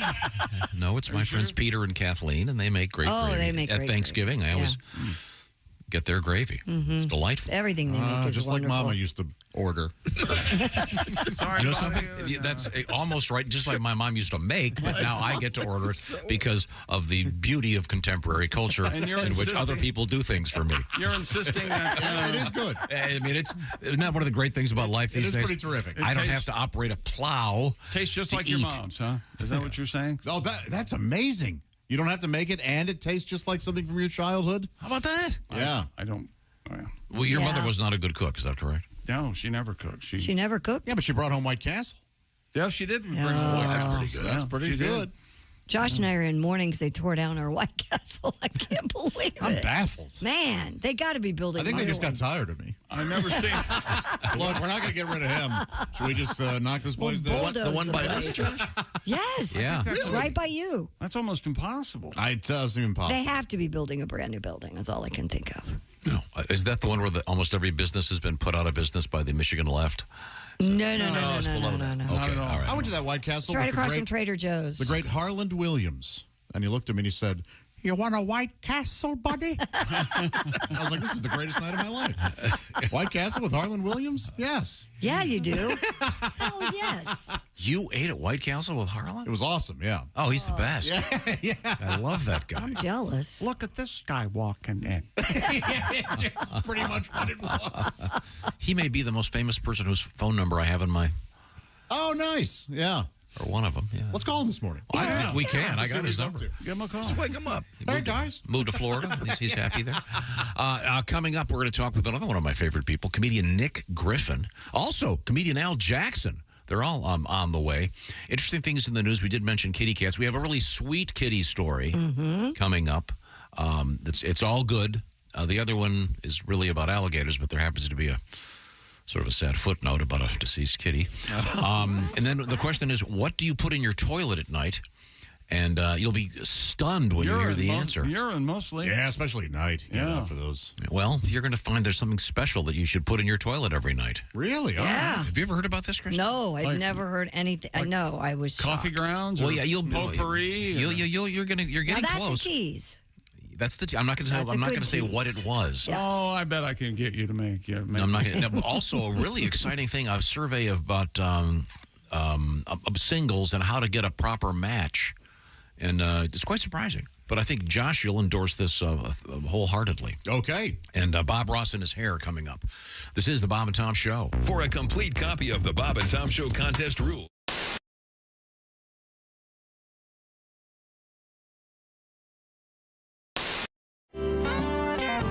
Brian Johnson, first, the lead singer of AC/DC. For those of you who never heard him, he's like a pirate. Yeah. We're going to have a good time tonight, right? Hey, matey, we're going to roast up Sean and give him a nice concert for a good hour and a half. And he can like it. Yeah. He goes... sounds like. He comes and he goes, Jimmy, me son, I'm somewhere in Europe, and someone said that there's a guy named Jimmy Brewer doing Hokey Pokey. Goes, I challenge you to come up on stage with me at the show I'm doing. Oh, my God. Yeah, sounds amazing. Right? Sounds amazing. Right. We're at a club, and he's doing a benefit, and so some of the guys from AC/DC and Deep Purple and all this jazz. And Brian Johnson goes up on stage, and we rehearse for about an hour. He's like, okay, I'm going to go out, and I'm going to bring you out. And like, are they going to like this? Oh, they're going to love it. They're going to love it. They're going to love it. Uh-huh. I said, okay. All right. Well, when do I know to go? The guy will come, and he come and get you, and you'll be on the side of the stage. He come and get you. All right. So I'm on the side of the stage, and I get engulfed in the show. Uh-huh. Lights go down. The first song. Oh, yeah. Oh, wow, they're playing Shoot to Thrill. The plate, the floor is rocking. Next song. Back in black. Chicks are now climbing men's shoulders. I want a better view. Third song. It's silent for like an hour, about 3 minutes, and then the bongs of the bell. Bong, bong, they're playing house bells. Place is ready to riot, and the guy comes and gets me, and he's like, all right, kid, get on the side of the stage. Hokey pokey right after hell's bells. All right. I said, no. He's like, yeah, no, they're going to love it. They're going to love it. So I'm literally watching them like, Satan coming to you. Hell's bells. Like, there's no way that puts your left foot in, your left foot out is going to go up. Oh, my God. Hey, it's Josh, and of course... Hi, Chick McGee, everybody. Your chance to win a Mini Max Big Green Egg for Bob and Tom at Big Green Egg. Each week, someone will win a Mini Max Big Green Egg. It's the Bob and Tom Show Pig Skin Pick'em, powered by the Big Green Egg. Go to bobandtom.com/contest on the computer. Is that where you go? Are we eligible?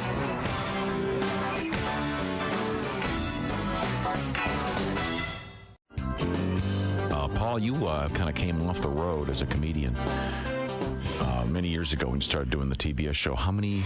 We started in '95, so really 14 years. Wow, doing it. But you occasionally go back out on the road and do stand-up. I do. I took a little time off the last couple of years, but now I'm getting back out there. You know, it can kind of burn you out being on the road. But, sure. You know, I always see stuff on the road that you just don't see anywhere else, and it just makes you laugh. And I was staying at this hotel, and one of my club dates, and I go down to to the jacuzzi. And there's a sign above the jacuzzi that says, "No one shall jump or dive into the jacuzzi." Now, if you're going to dive headfirst into a jacuzzi, are you really going to be swayed by the word shall? Come on, boys, let's go in the jacuzzi. Hold on, I see the King's English. Wow.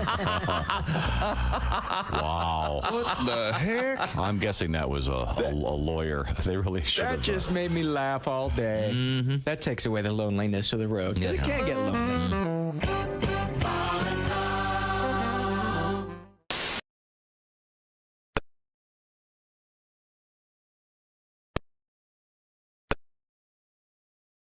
Hey, Bob and Tom, I'm on the west side and traffic looks great. Now I'm going to run over to the far east side and take a look at traffic conditions over there.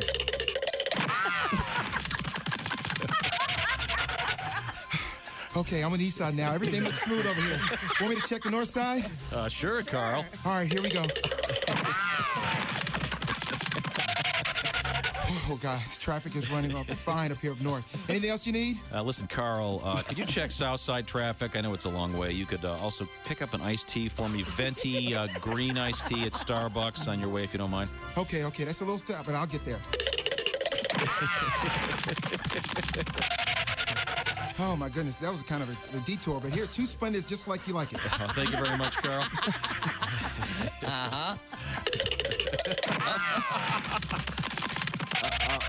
Carl, could you come back to the studio to sign some photos for us? Oh, okay, I can do that. Sure thing, Tom.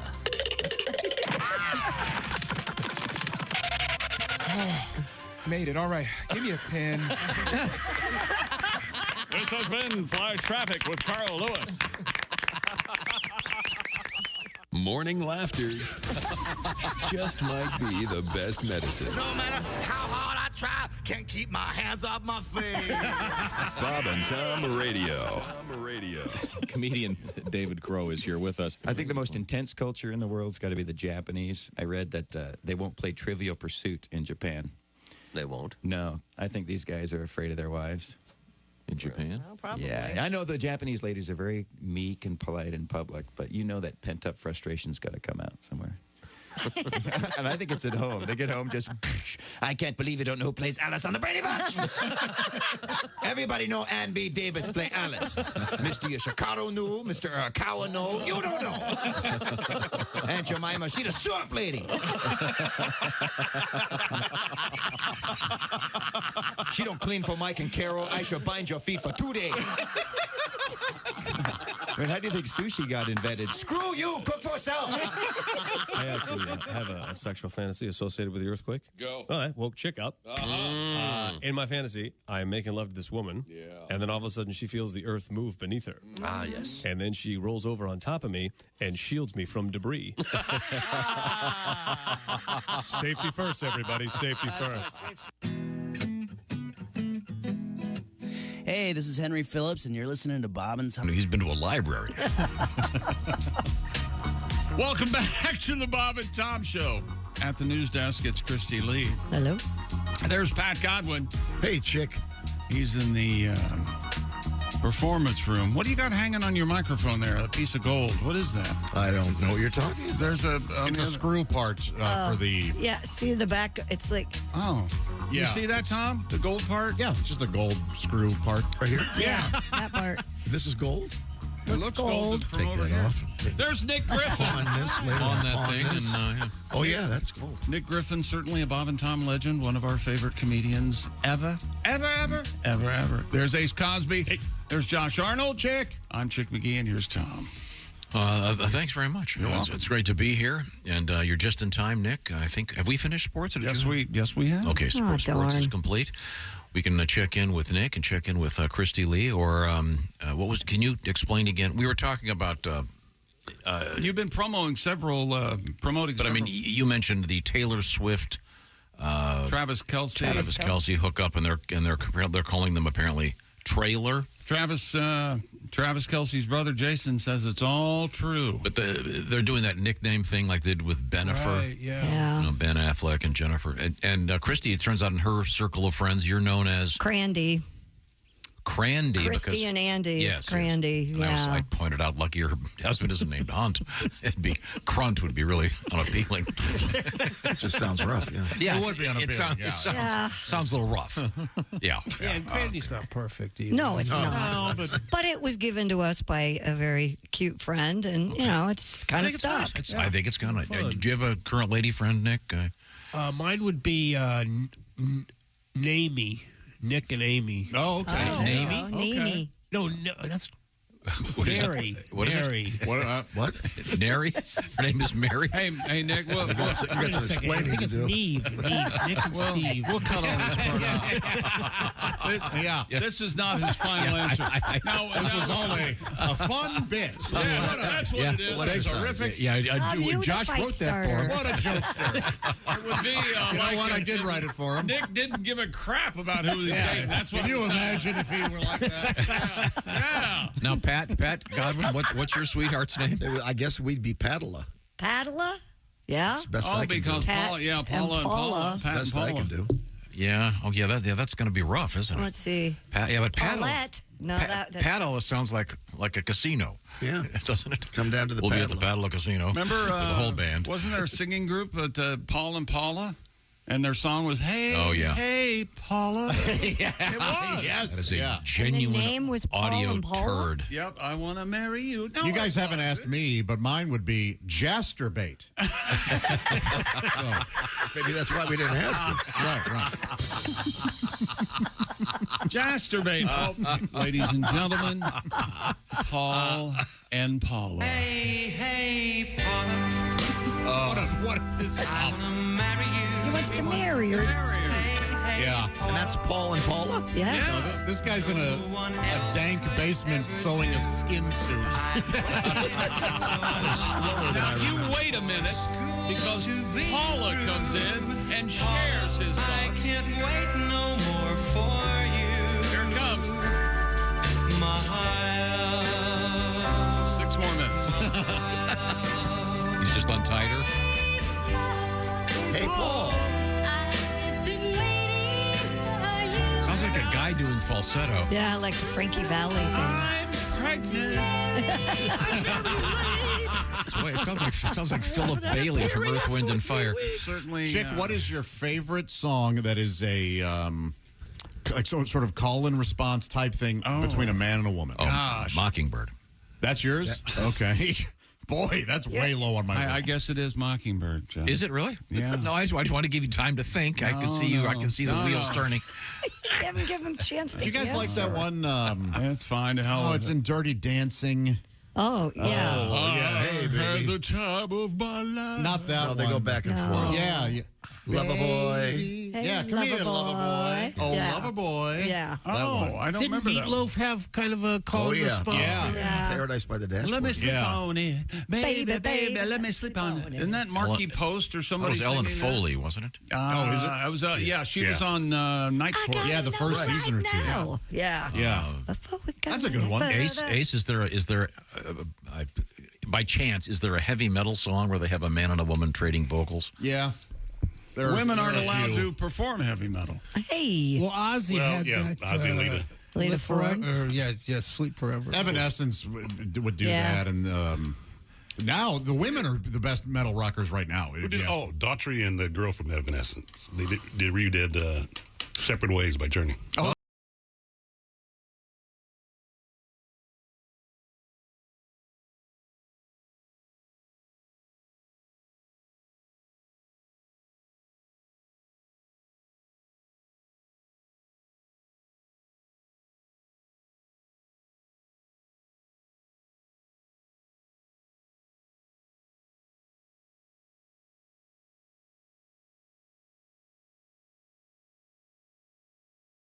To bed. You know what? Forget it. I Forget can't it, listen Mickey. to that awful guitar anymore. I know, but it hurts my ears. Her vocals just super Yeah, they're hot. very good.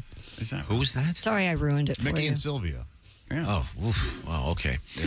Well, I suppose you've never seen Dirty Dancing. no, I love that Maybe movie. you know what? Oh, Maybe okay. that's why I think it's hot too. Because Jennifer Grey is so hot when she's Yeah. kind of playing that role. And they dance so well. Right, yeah. With her old nose, much hotter. I agree. She's I agree. unrecognizable right She's now. still lovely, but I would concur. yeah, but man, she had character, and boy, What do you mean? Because she had her nose lopped off? Yeah. She had seemingly a bunch of work done. Mm-hmm. Still, but looks good, but just in a different way. Okay, all right. And that's Joel Gray's daughter, right? Correct. Now, thank you, Tom. Let's get a little bit of news out of Christy, and then we'll meet our guest comedian Nick Griffin.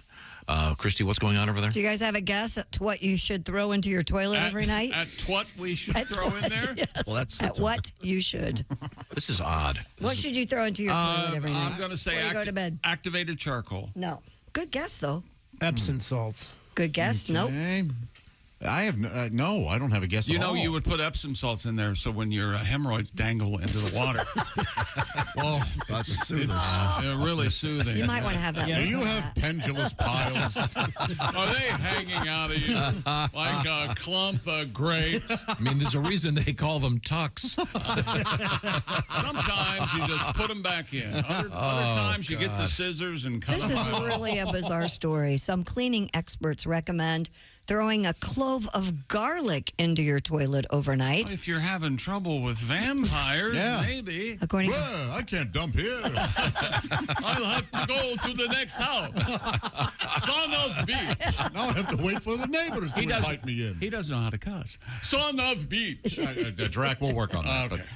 According to House Digest, garlic releases its natural aroma, which comes from allicin, allicin, Whose aim is true. a compound that is known for its antibacterial and antifungal properties. Really? These compounds work to neutralize odors and might help your bathroom smell better by morning. Might help. I think the this- opposite, wouldn't you? Garlic? Right. Is it going to reek of garlic, though? For stubborn yellow stains, the website recommends making garlic tea by steeping garlic cloves in hot water before pouring the concoction into the toilet I'm bowl. not doing any of this. The garlic sulfur Hey, now your compounds poop smells like bad breath from the wrong pizza. apparently reportedly breaks down and lifts the stains off your bowl. I don't know. Anybody want to try this? Give us a full report. I like that foaming spray stuff. What about the blue stuff? I love that. I swear I was. If somebody here was getting the blue stuff, it was you. Of course. You know, the hockey pucks you throw in the tank. Love those. You can't if you got dogs. You got dogs, can't do that. Can't do it. I didn't know that. Yeah, If your dogs drink from the toilet, you can. Do your dogs drink? You allow them? No. Well, you don't know when you're not around. They might be getting in there. If a dog's day was a pie chart, do you know how big the section is for drinking out of the toilet? No kidding. And you're spoiling that. Yeah. I've never owned a dog that drank out of the toilet. Really? I don't either. My toilets are all open and they can, but they choose not to. Yeah. I always shut mine Very so they odd. don't. Well, yeah, plus you keep the evil spirits out of your house. Exactly. I don't want those vampires coming up from the. So are you asking us to try the garlic in the Somebody toilet? needs to try this. You. Yeah. Do you have to take the got garlic and put it in a garlic press and go through the No, whole? just throw a clove of garlic in your toilet bowls. What Well, that won't. That's not going to release the essence of the garlic. It's still. Well, you it's didn't still- give me the soak it or directions. It's I like don't the old know. lady from Poltergeist to do it for you. This bowl is clean. It just says Great throwing Zelda Rubinstein. Oh, she's wonderful. that movie. We were just talking about that movie the other day, weren't we? Jo Beth Williams and Craig T. Nelson, the only two left living from that. Oh, essentially, yeah. You do the math. Yeah, it's. Oh, I see what you're saying. Yeah. You think old coach went on a murder? Coming up in the news, we're going to first of all talk to our guest, comedian Nick Griffin, veteran comedian. Nick's a big football fan. Played all-state cornerback, isn't that right? Oh, yeah. Nick is from Kansas City, so Perhaps we'll get his views on the shoeing of the week. and also a really odd thing about fandom for a team that is not good, and how that can actually help you in your relationship. Okay. Coming up.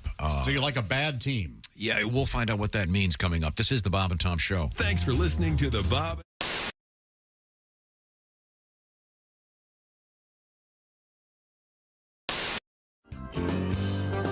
Here we go. Last one. All right.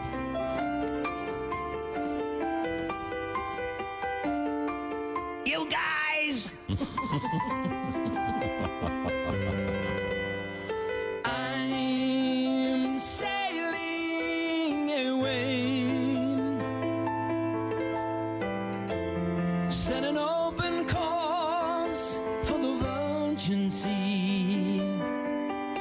'Cause I've got to be free.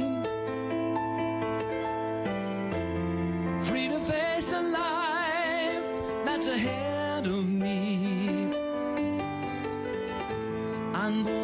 I'm the captain, so climb aboard. We'll search for tomorrow on every shore, and I'll try. Oh Lord, I'll try. Everybody, here we go, Jimmy. To carry on. Come on, kids, sing with me. Bob and Tom. A gathering of angels appeared above my head. They sang to me this song of hope, and this is what they said. They said, come sail away, come sail away, come sail away with me. Come on, folks. Too high. Come sail away, come sail away, come sail away with me. We're rocking. Come sail away, Jimmy. Come sail away, come sail away with me. Going up the chords now. Come sail away, come sail away, come sail away. La Bamba. Hoy! Yeah! Dennis DeYoung. We're making that up as we go. Interesting ending.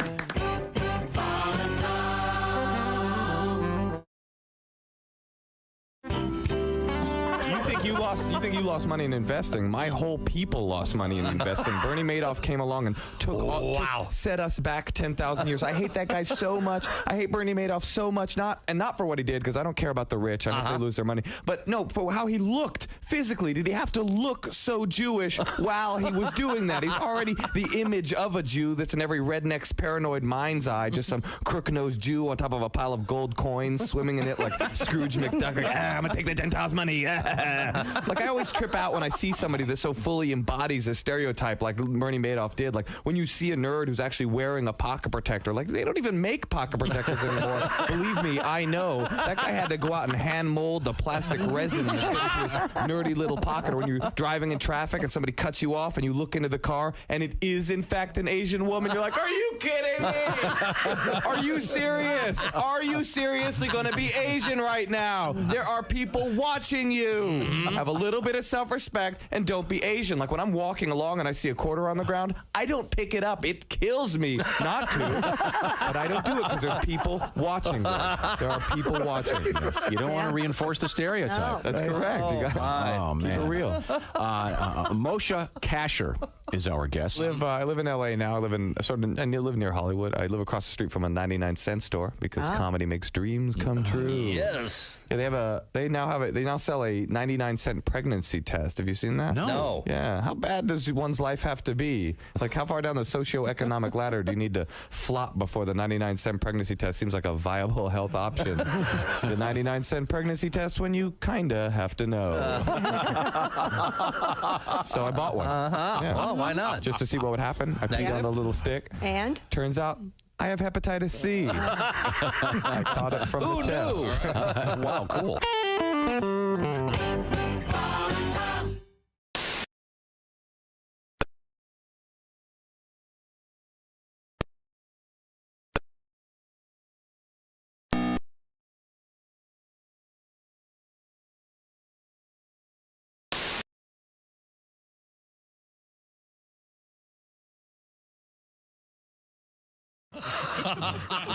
Almost everybody wants to get bald. Be sure to get some today. Just look for the slick box, and you'll know you're getting bald. B-A-L-D. Bald. Hello.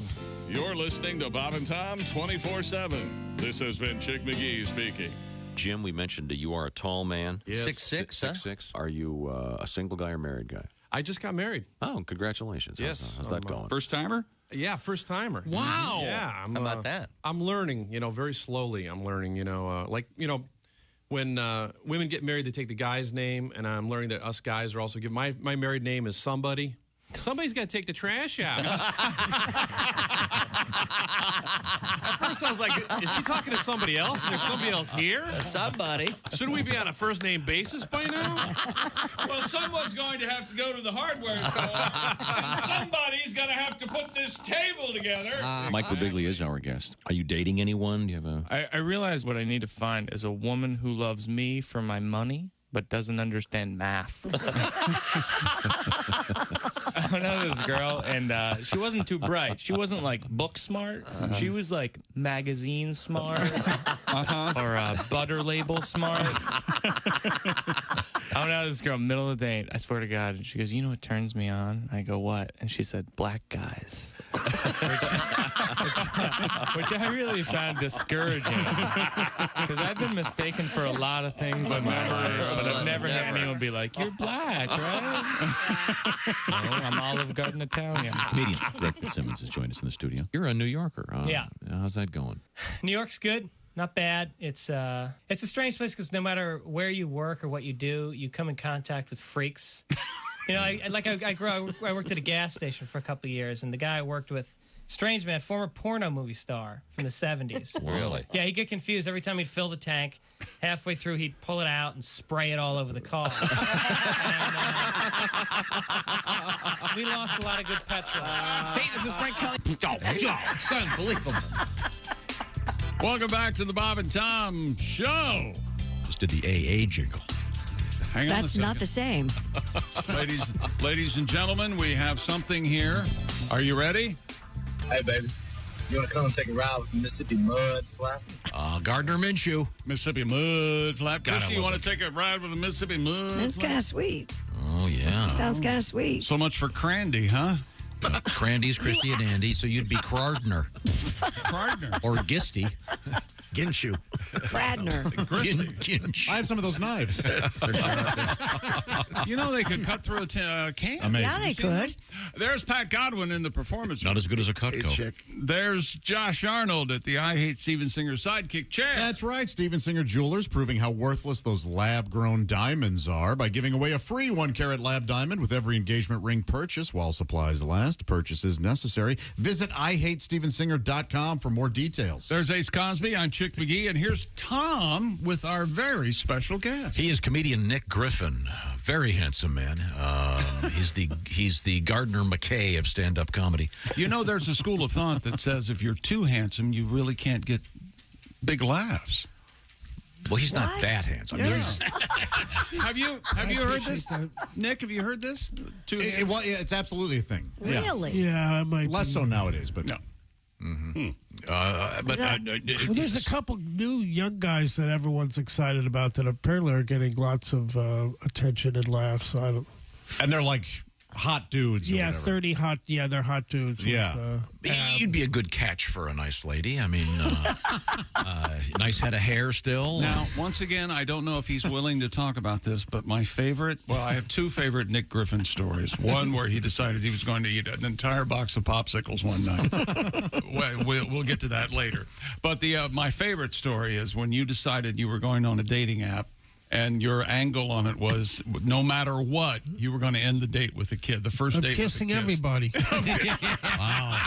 This was pre-COVID, I imagine. This was way pre-COVID. Way pre-COVID. You get the kiss at the end. And it was a kiss on the This lips? is pre-sadness. It was all...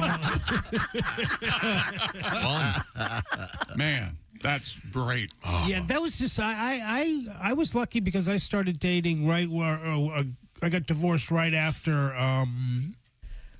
The whole app started, so that it was a whole new world for all of us. It was You're all fun. exploring it together. Yeah. Did it really turn out well in a couple places because you kissed her? Well, I was at a bagel shop at 9:30 on a Sunday, and all I could think about while I was eating this bagel and sitting across from this lovely woman, and we're having a lovely conversation, is I'm going to have to kiss this woman in the parking lot of Myers supermarket.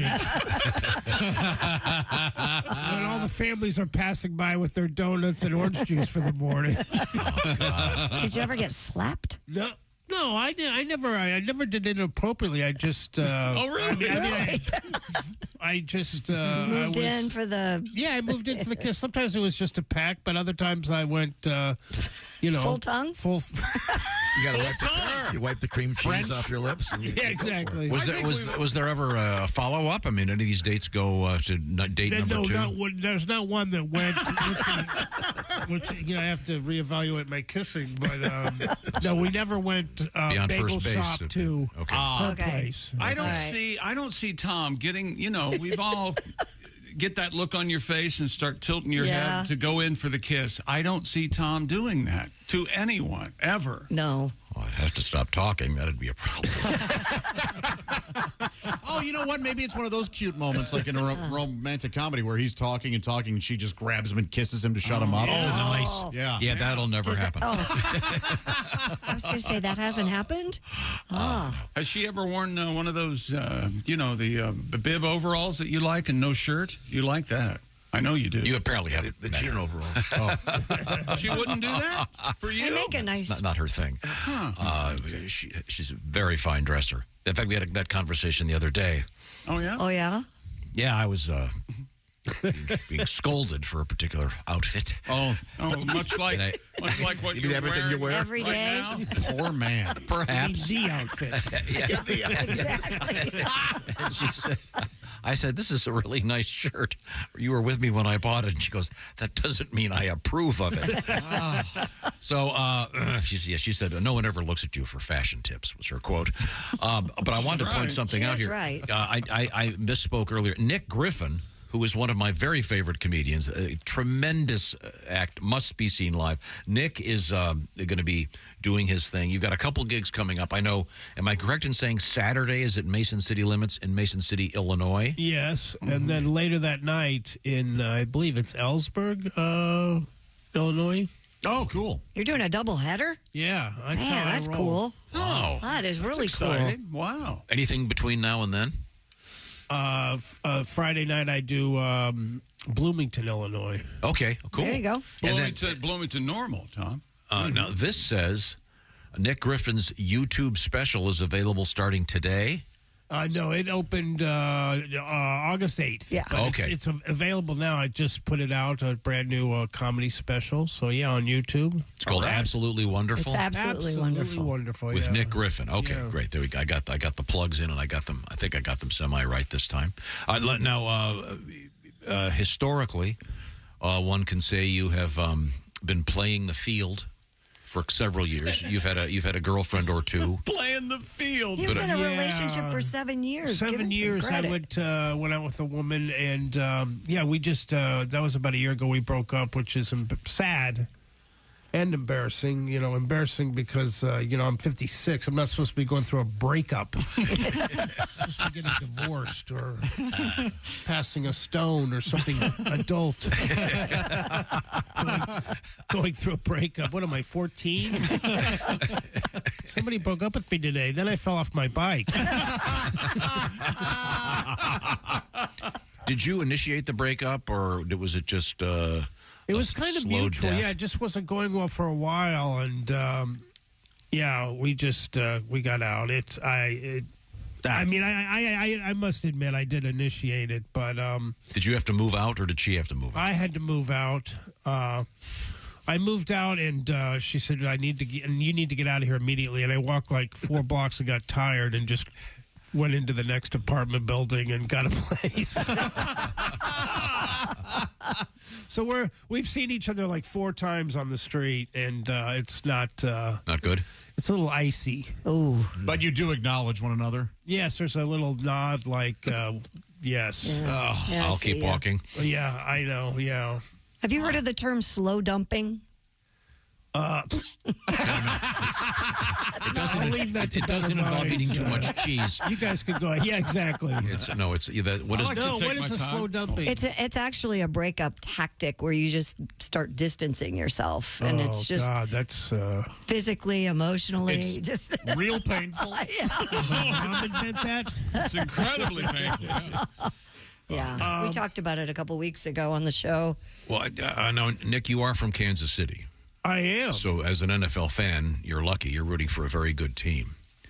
I ran into this thing on the internet. It's kind of cool. It's a thing that was on TikTok. It's already gotten 7 million shares, if you will. And it's about a green flag in a relationship. Green flag. Yeah, we often talk about red flags in a relationship. This is a video, and I'll just read the transcript of it. It's Ms. Caitlin Aaron O'Neill, and she's talking about your favorite sports team. And she says, the most underrated green flag in men is if their basketball team, football team, or hockey team, whatever he loves, is awful and loses every game, he still roots for the team. That means he's loyal and passionate. It means even when things get hard, he won't leave you. Interesting. That's true. I agree with that. So someone who's got they're loyal to their team no matter how bad they are. But wouldn't that also be bad because they're always watching the game and always kind of focused on the team? Or Well, there's only trade-off. 18 weeks of football, so, I mean. Yeah. Yeah, but there's a trade-off there. Yeah. Yeah, slow dumping. And If you're because we talk mostly about red flags on this show. Of course. You don't hear about green flags. No, you don't. Yeah. And there are plenty out there. Sure. Yeah. Like red flags. You're sitting down with one of these lovely ladies before you give them that kiss, and she explains to you that she saves all her urine in a jar. And they're alphabetized. You too? They're alphabetized in her apartment. It would be a green flag. That is true love, turns out. Yeah. But that leads to an interesting story about dating. Christy has it. Yeah, a new survey commissioned by Plenty of Fish says some surprising new trends in dating are how people, quote, embrace their cringe. Cringe refers to characteristics that people might find embarrassing or awkward. Okay. According to a poll of 2,000 Gen Z and millennial singles, a third are in favor of embracing your nerdy tendencies. 63% agree that embracing your cringiest characteristics and being yourself can help you find your perfect cringe partner. Absolutely. I mean, it's obvious. Like, Josh, you would immediately point out that you love horror movies. Yes, yeah. So it's probably best that whomever I'm in a relationship with also like horror movies. Yeah, or that they know you're just being honest with them. Yeah. It's a simple proposition. We'll expand on this when we come back. right. Also, we have Al Jackson when we come back. Al Jackson. We have Bob Ross, Yep. the late Bob Ross, the painter, in the news, and an update on his hair coming up. But right now I want to talk about great food and our friends at HelloFresh and what they've got going. They want to save you a ton of time and now even more time with HelloFresh's 15-minute meals. Of course, the food is always fresh. It's the best meal kit out there, and in fact, it is America's #1 meal kit. Now, what is a meal kit, you say? Well, they do the grocery shopping. They give you the recipe. They've done all the measuring, and they've got photographs on these cards that show you exactly how to put it together. So you're going to have restaurant-quality food that you put together yourself, save a lot of money, and save a ton of time because you're not running around the grocery store trying to find the exotic ingredients to great food. You'll be making recipes, food you can't even pronounce if you want. They've also got classic comfort food, vegan recipes. It is America's #1 meal kit. And now this offer is going to make it even more tasty, if you will, because you can get 50% off plus 15% off the next 2 months with the code 50BT-SHOW. So what you do is you go to HelloFresh.com/50BT-SHOW. Once again, it's 50 as in 50% off. 50BT-SHOW at HelloFresh.com/50BT-SHOW. Christy, what are you working on over there? Chicken sausage and mushroom ravioli in a tomato cream sauce with grape tomatoes and a ricotta dollop. 15 minutes. It's on your table. It's very easy to make, and you're going to love HelloFresh. There are only 4 simple steps. Always reminds me of a movie scene. Hello, Fresh. Yeah. Oh, yeah. Fresh. You're fresh and hot. When we come back, Let's not do that. we're going to talk to our good friends Nick Griffin and that other guy, Al Jackson. This is the Bob and Tom Show. Essential Morning Radio.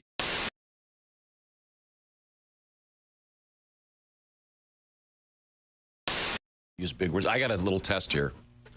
What test are we doing? No, don't do this. What? Now, I want you to hand this to Jessica.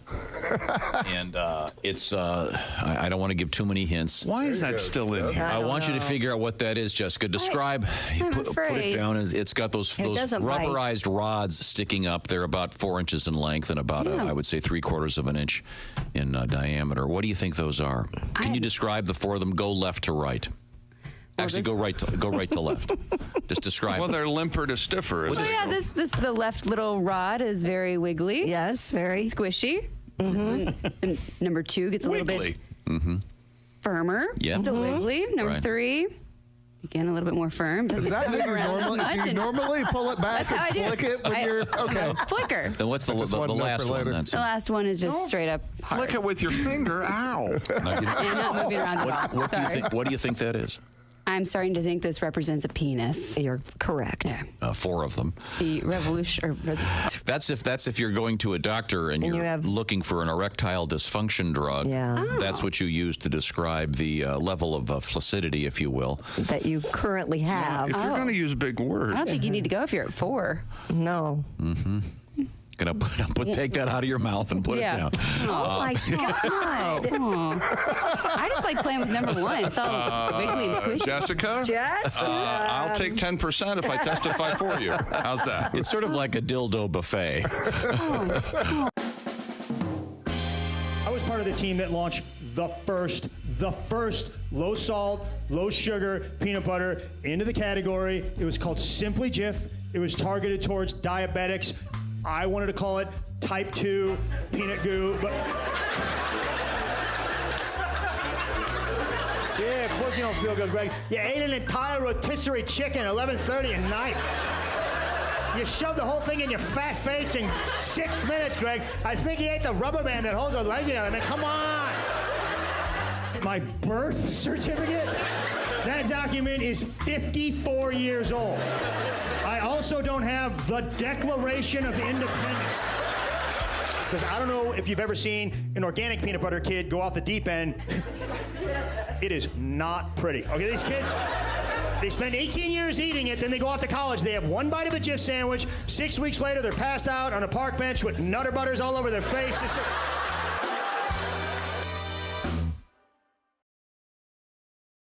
Hi, everybody. Chick McGee here from the Bob and Tom Show. I want to tell you about the NFL season coming up. We got together with the folks at Big Green Egg, and each and every week, you're going to have a chance to win a Mini Max Big Green Egg during the Pigskin Pick'em program on the Bob and Tom Show.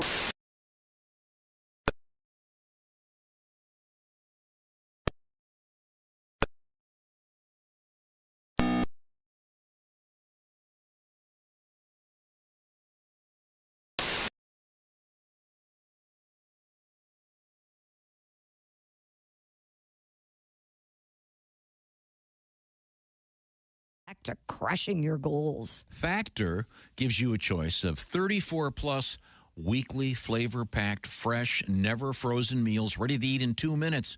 And you get Gourmet Plus options prepared in record time and ready to eat. Treat yourself to upscale meals with premium ingredients like broccolini, leeks, truffle butter, and asparagus. Looking for some calorie-conscious options, too? Well, with Factor, America's #1 ready-to-eat meal kit, you can try delicious, dietitian-approved Calorie Smart meals with around or less than 550 calories per serving. Or if you need an extra boost to help support your wellness goals, why not try Protein Plus meals with 30 grams of protein or more per serving? This September, get Factor and enjoy eating well without the hassle. Simply choose your meals and enjoy fresh, flavor-packed meals delivered to your door, ready in just 2 minutes. No prep, no mess. Head to factormeals.com/BobandTom50 and use the code BobandTom50 to get 50% off. The code BobandTom50 at factormeals.com/BobandTom50 to get 50% off. Think you know your pro football and want to put your knowledge to the test? Then play Pigskin Pick'em every week at BobandTom.com. This is your chance to win a Mini Max Big Green Egg. Just pick the winners of this week's pro football games and you could win a Mini Max Big Green Egg. Head to BobandTom.com/contest and play Pigskin Pick'em. And don't miss the Chick McGee Shoe In of the Week, Thursdays on the Bob and Tom Show. Essential Morning Radio. All day and all night. You might as well shoot me when the beer runs out. Bob and Tom Radio. Coming this Thursday on ABC. He's the luckiest guy alive. It's Invisible Dave and his 2 stacked roommates. What's wrong, Cindy? It's this darn brassiere. It keeps pinching. Oh, yeah. Feeling fine. Yeah, mine's pinching a bit too. Let's just take them off. Okay. Hello. He's living rent-free and getting an eyeful. Cindy, what do you think of my new negligee? Do you think it fits? Oh, yeah, it looks great. What do you think of mine? He's invisible and insane. Welcome back to the Bob and Tom Show. Christy Lee at the news desk. Hello. There's Pat Godwin in the performance room. Hey, Chick. Josh Arnold at the I Hate Steven Singer sidekick chair. There's Ace Cosby. Hey. I'm Chick McGee. And here's Tom Griswold with 2 of our very favorite special guests coming up. That's great. Looks like I'm hosting an episode of Mod Squad. Yeah, this is like a dream come true for me. Yeah. Remember that show, Mod Squad? Sure. Did you ever see that, John? Is that Clarence Williams III? Yeah. I get to be Williams Peggy III. Lipton, right? Yeah. I am familiar with it. Yeah. 1 black, 1 white, 1 blonde. Everyone forgets Michael Cole. I know. Oh, yeah. Is he the only one that's extant, if you will? Cornerstone of the show. I believe it was Omar Epps and Claire Danes and who in the Did movie they redo version. that? Yeah, they did a movie. And Giovanni Ribisi? Yes. Yeah. Oh. That may be his birthday today, by the way. Giovanni? In the studio, we have comedian Nick Griffin. Here he comes. And on the big screen, wow, there he is. Look at that handsome man. That's Al Jackson joining us from Hello, Denver, Al. Colorado. And Are you in a repair shop? What's up, what are you Nick? doing? I was just talking to Forrest Shaw yesterday. He brought your name up. Oh, that's nice. Tell him I said hello. Now, actually, he said horrible things, but I will. this is we were talking about something kind of interesting about this plenty of fish.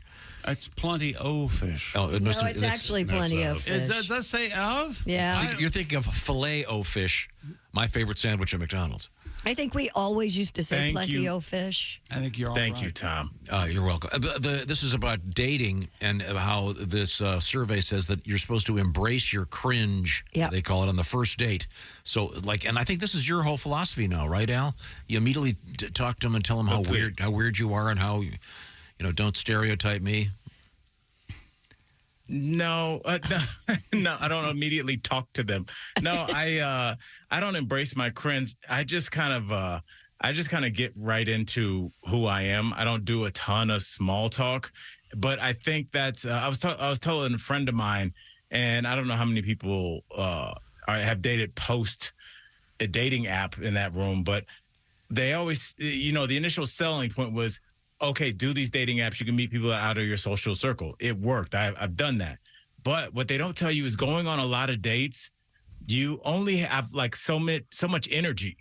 And so like I could not say one more time to somebody like, oh, here's how I got into comedy. Yeah. Like I couldn't, the words could not come out of my mouth anymore. It was like having to go on an audition you're not going to get twice a week. And I couldn't have small talk anymore. And so that's one of the things that I miss about free range dating. Tom, what is free range? Remember we discussed that term? Free range dating. You know this. Tom, you know this. You're panicking because Nick's there and you want to impress him. Yeah. Yeah, I'm Nick, as you know, my hipness factor is off the charts, by which I mean not there. I'm not on the charts. I assume free range dating means dating anyone you want. No? Well, just that you met organically. You just met you in the met the way wild. people met in 1986. Yeah, like at a bar or at the grocery store. It means dating chickens. Not non-internet dating. Right. Yeah, I've never experienced the internet phenomenon. You've always dated free range. Yeah. Chick, when you're with a chicken, do you move or do you just move the chicken? I move the chicken. Oh, thanks. Right. You have the videos. You don't need to ask. Oh, God. I just wanted to make it public. No. I like the notion of embracing your nerdiness, but basically they're saying just show them who you are right away. Right. 74% of those who were surveyed reported they find it attractive when a date shares things they nerd out about. Al, is there something you nerd out about? Nerd out about definitely music. Okay. You got your car. Definitely. You're into your car. Yeah, but I wouldn't disrespect real car guys like that. Like I couldn't point out what a manifold is or what it does or where it goes. By I don't the even way, know if that's a thing. By the way, Al, welcome. I don't need to explain this to you, but welcome to have a conversation with Tom where he asks you the question and answers it before you can formulate it. You can formulate it. I'm trying to help Al. Really? That's what you think. What's the nerdiest thing you do, Al? You own like 45 pairs of glasses. He did it again. I do. I own a ton of glasses, and I like to play. This is my nerd stuff. I love to play around with audio and visual and B-roll and music, and I make like little music montages and stuff. So I just started making my own. Can I go on the record saying that's my thing? I miss the mixtape. I loved the mixtape. Yeah. Tom was in here the other day just saying back. how much he loved cassettes. Did you not say? I do. I do. He goes, I just loved a cassette. I just heard a great interview with a writer that was in the middle of the interview. He goes, "Yeah, I've got a stack of cassettes right here. I'm doing mixtapes again for my friends. Great stuff." Didn't you love that? That's such a great idea. If you're, I've been playing around with the idea of making cassettes with my album that just came out. Do you think that people would get them, or they'd be more like a novelty? Because I'm like, how many people actually have cassette players? Exactly. Not very many. For sure, a novelty. Yeah, but it'd be a cool novelty. Right. But there is an audience for it, but it's just small. Yeah, you got to go buy a cassette player for starters. Which you can or get have an for old 10 car. But yeah. Even a CD. Yeah, I like that he threw that. You said that like it was going to be the price. It was going to shut everybody down. Like, look, you got to go buy one. There's $9-10 some places.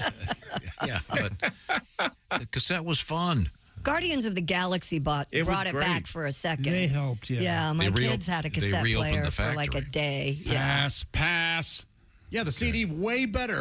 There is something, but there's something to having something tangible. Sure, like human beings still like that. I don't know why I like reading a magazine. Yep. It's slower than scrolling, all that stuff. But I do like, it's just weird to never touch anything. You don't even touch, like I told you, I went to the Rockies game when they played the Cubs last week. It was Dollar Dog Day. So, it's like, yo, what's up? Let's do it. I got dollars in my pockets like I'm going to the shake joint. And they don't take dollars. You still got to use the debit card for Dollar Dog Day. Wait a second. You never even touch cash. You flew by the term shake joint? Go ahead, Tom. What's shake joint? I assume shake joint is a strip club? It is. Is the thing that are shaking, would that be the booty of the young ladies? Whatever, they're shaking their stuff. Everything's working according to plan. Yeah. How did you? Yeah. Shake joint is wonderful. Let me tell you something, Al. If you're comfortable with all this, I am too. That's fine. Have you ever heard the come on? You see a woman who's come on. No, on what? Yeah, like a come on line or whatever. That's not a term, is it? No. The pickup line. Yeah, pickup line. No, when you come on a woman. Oh boy. No, you on two. On to a woman. Yeah. I'm really That's what you say? embarrassed. Like, hey, I'm coming on to you? Okay. Yes. So when you come on to a woman. On the small of her back, yeah. You are. Nice. You have completely blown this. So when that's what you say right before you come on to her.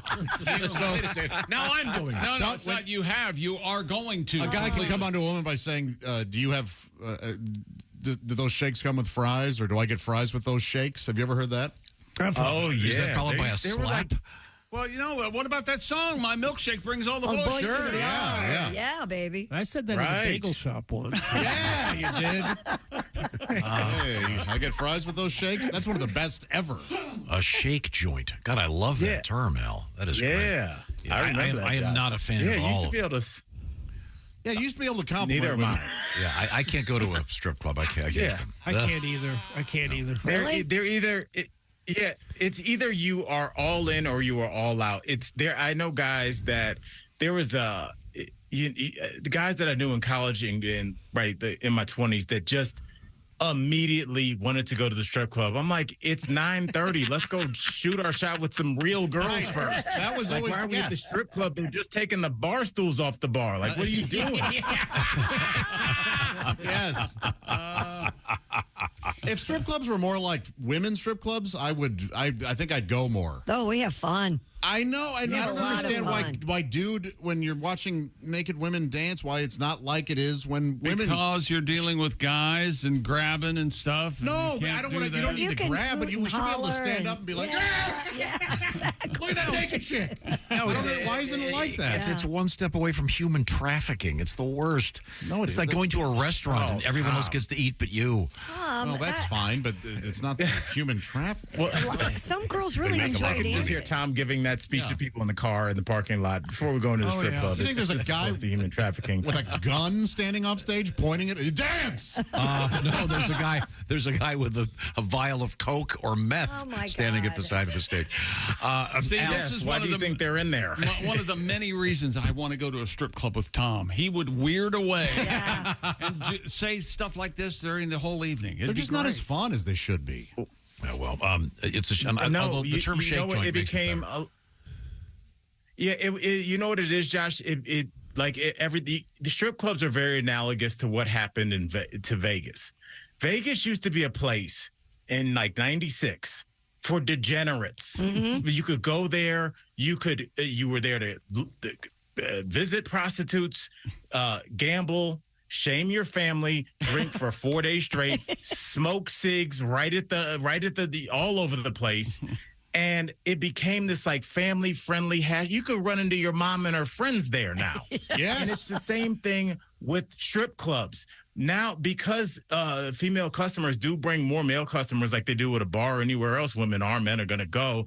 And plus state regulations, you can't touch. There's a weird rule. There's a guy with suspenders over my shoulder, like making sure I'm 2 feet away. They ask you for money, even if you didn't see them dance. It's like, I'm out. I don't want. It's like being at a party, but your parents are upstairs. Right, it's like you can feel the law around you, and I don't like that. That's why I stopped going to Vegas. I'm gonna start going to Reno.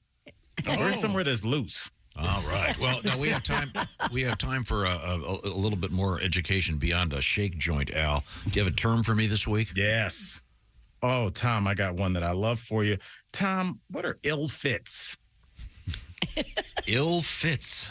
Yes, sir. Probably most of the clothing that I wear, but yeah. Ill fits. Is it in the realm of human relationships? These two people don't belong together. They're ill fits. No. Ironically, you were making a joke, but you walked right into the room when you said something about. Oh, someone's wearing clothes that are the wrong size? No. But you're in the room. The light's off, though. Ill fits. Does it involve extraordinarily large genitalia on either of the parties? Congratulations, sir, but I'm going to tell you right now that's an ill fit. You're going to be... Josh, wouldn't that be worse? Oh, my gosh. If, like, the woman at Macy's, she didn't say, you look ridiculous, take that off. If they just said it very cold and, sir, that is ill-fitting on you. I would be like, oh, my gosh. I would just get naked right then. Like, this has to be better. Exactly. So the answer is what? Ill fits. Remember, Tom, in the streets, sometimes bad means good. So something that's ill, like you say, man, that car's ill. You would say that maybe like 1989. The Beastie Boys had a license car. to Ill fits. Yeah. That means someone is dressed to the so-called nines. They are looking really good. Those jeans are ill fits, my man. Yeah, so Tom, will you turn to the beautiful Nick Griffin and use that in a sentence for him? I tell you what, the first thing I said to Nick when I saw him today, those shoes are ill fits. Did I not? You did. Yeah, Nick's got some really cool shoes on. They look very nice. Nice leather. All right, what kind of shoes are they? Nice black leather shoes. Leather shoes. Yeah. Yeah, Nick used to date a cobbler. Am I correct, Nick? You did. I did. She was a lovely woman from San Francisco, and she custom made like $5,000 shoes. Fascinated by her. That's why I mispronounced the one when we were going with. Whatever. Yeah, you did. But her name was Amy. Yeah. But she does handmade shoes. They're ill fits. Al, you'd love a pair of these things, but they're not athletic shoes. They're Air not like Force One cobblers. There you go. Yeah. I don't like athletic shoes, as you know. So do you have dress shoes like Nick has on? Athletic shoes, Tom? sports. Yeah, this You isn't a have athletic department shoes store. on. No one says that. I do now. Time out. What? You wear athletic shoes every day now. Well, that's because I've changed, but I never did. I wore nothing but leather shoes for the last 3 years. Then I but you did wear them all the time. But did you see how quick Christy Lee dismantled Tom's initial he's a premise? liar. She has a habit of doing you do it that. every No, day. but I just, Thank you. I just changed over. There was a vote at my house. There was a vote at my house, and it was 1-0 on my shoes. Tom still identifies as a leather. Tom's perception of his life and what's really going on are 9 different things. Absolutely. Al Jackson is one of the stars of the Daily Blast Live. I was watching you yesterday, Al. They make you be so serious all the time. But it's I was talking about the fun. We had a live studio audience on Tuesday. It was great.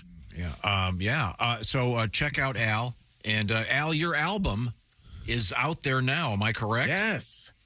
And you were talking about maybe It's called doing In cassettes. Earnest. Could you do like a short run of vinyl?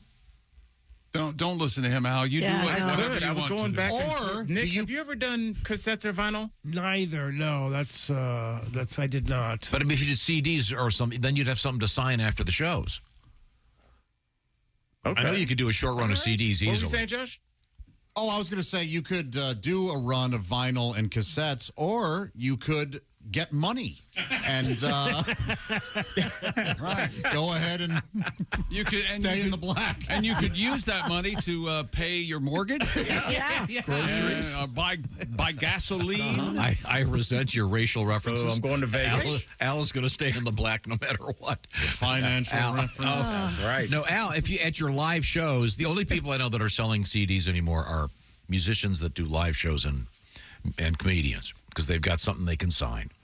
So I think vinyl would be super cool. The reason. Like, remember those? Yeah, I feel like albums? I just want to have that. Why not, man? It's fun. Yeah, it's cool. Okay. Anyway, where do they get your they get your new album, Al? Anywhere they get their music, they can get In Earnest by Al Jackson, or you can go to my website, aljacksonlive.com, and it's all right there. In Earnest. Okay, thanks, Al. Good to see you, Al. It's always a great pleasure. That's right. Now, I love y'all. Good to see you, Nick. Love you, man. See you, Al. We did good work there today. I mean, you think in so? your mind. Yeah, you did pretty well. Shake joint? What a great term to have. We're going to hear that for the next 6 months. Well, I was over there with the shake joint. And he'll say it just like that. You know, I went to the shake joint. And we're not talking about No, it would be. Shake Shack. I had to go. I had to drive somewhere, and I drove by the shake joint and was praying to God I didn't get a flat tire. you know, when you're headed out to the shake joint, and in the back of your mind, you just want to go home to your compound, and you're nice home. With an Afghan rolled up on the couch, safe and secure because you have the Simply Safe do-it-yourself, design-it-yourself home security system. And now, Simply Safe has a revolutionary home monitoring innovation. It's called 24/7 Live Guard Protection, designed to help stop crime in real time. If an intruder breaks into your home now, Simply Safe professional monitoring agents can actually see, speak to, and deter them through Simply Safe's new Smart Alarm wireless indoor camera, stopping them in their tracks. 24/7 Live Guard protection made possible by the new Smart Alarm wireless indoor camera, available with Fast Protect monitoring plan. It's the only indoor security camera that can trigger the alarm and instantly deter intruders with a built-in siren. And you can install it your way, the way I did. You can do it yourself in about 30 minutes, or you can have a Simply Safe expert set it up for you. Either way, it's easy, so easy to protect your home. For a limited time, get 20% off your new system when you sign up for Fast Protect monitoring. Just visit simplysafetom.com. It's just that simple. Go to simplysafetom.com. And remember, there's no safe like Simply Safe. Thank you very much. Now, we're going to come back, hang out with comedian Nick Griffin. In the news, we have alligators. We have an unfortunate incident at an outhouse. And, it's rough. And sleeping positions and what they mean about your relationship. This is the Bob and Tom Show.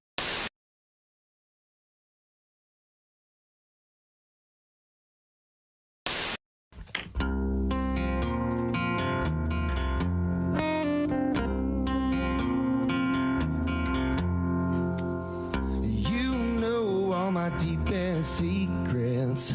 I think you know to keep them, but I wonder if you I hate sleeping alone. So come and tell me what my kiss tastes like. Don't wanna miss it, so turn out the lights. But I wonder if you know. I hate sleeping alone. I have to fake it. I'd leave if I could, yeah. I'm not in love, but the sex is good. You can't mistake it, cause it's understood, yeah. I'm not in love, but the sex is good, yeah, yeah, yeah, yeah. Yeah, yeah, yeah.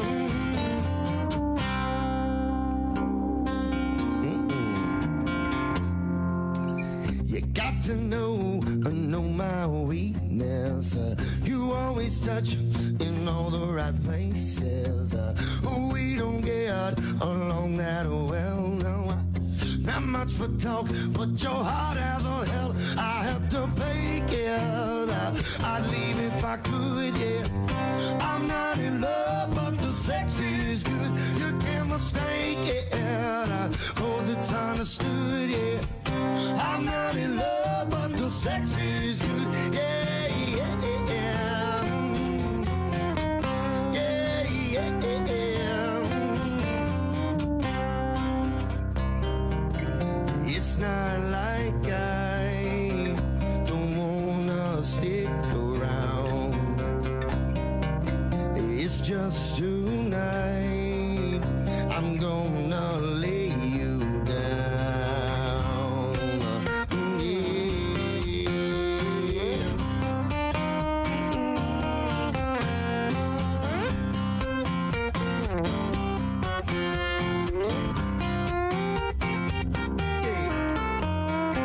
So now you know what my kiss tastes like. So in the morning I'll say goodbye. But I wonder if you know I hate sleeping alone. I have to fake it. I'd leave if I could, yeah. I'm not in love, but the sex is good. You can't mistake it, cause it's understood, yeah. I'm not in love, but the sex is good. I have to fake it. I'd leave if I could, yeah. I'm not in love, but the sex is good. You can't mistake it, cause it's understood, yeah. I'm not in love, but the sex is good, yeah, yeah, yeah, yeah. Yeah, yeah, yeah, yeah. I'm not in love, I'm not in love, I'm not in love, but it sure is good.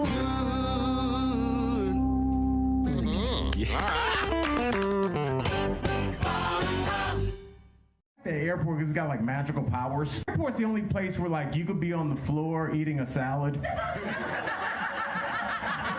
and somebody will come up to you and ask you to watch their most precious things. You know, like, can you watch my back and my kid? Name 8 Jackson, you know, slot 32B or whatever, and you just go find your car. And I went there, and you know, 29, 30, 31, and then there's no 32. It just started with another rental car. It's like, I know I can't ask like, where's 32 after 31 because they might not let you take the car, you know. Eventually, I went and asked. I was like, "Hey, ma'am, there's no 32. There's just budget." And she goes, "Oh, we merged with budget, so that's an Avis car. So just take that." I should have just taken the car on the off chance that there was a corporate takeover or something, and then maybe drive to somebody's house and break in and go to bed and hope it's an Airbnb. What are you talking about? Like, the Olympics are my favorite 4 years because they give that stat every 4 years about how many condoms they hand out at Olympic Village. This year, we gave away 618,000 condoms at Olympic Village, and every time I hear that stat, I'm like, why? Those are our best people. What are we told? That kid would be perfect. It'd be good on the land and the sea. It'd be like a first human Range Rover. What are we... How about we start handing out condoms at Storage Wars meet and greets? a basketball fan, and they said, like, if everything works out perfectly in the next 3 years, LeBron James and his son will be in the NBA at the same time. And I was like, no, that's cool. But then I did a little math of my own, and I figured out that in 6.5 years, me and my daughter's student loans are going to overlap.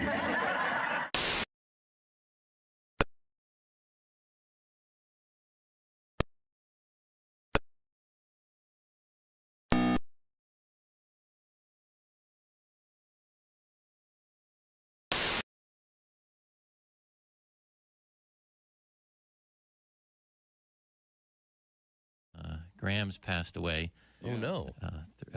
It was actually a year and a half ago. Yeah. Really? But she was 97 Well, that's a years good old. full life. Yeah, she passed away after a lengthy battle with a bear.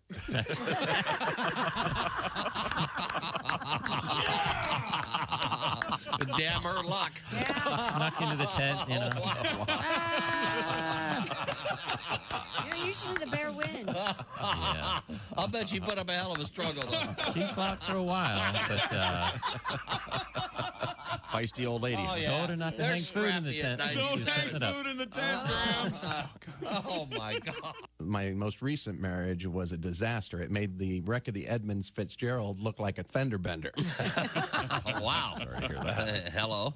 And you remember Lord's famous line about gun control. More yes. The relationship taught me a lot. It taught me they won't sell you a handgun if you're crying. Good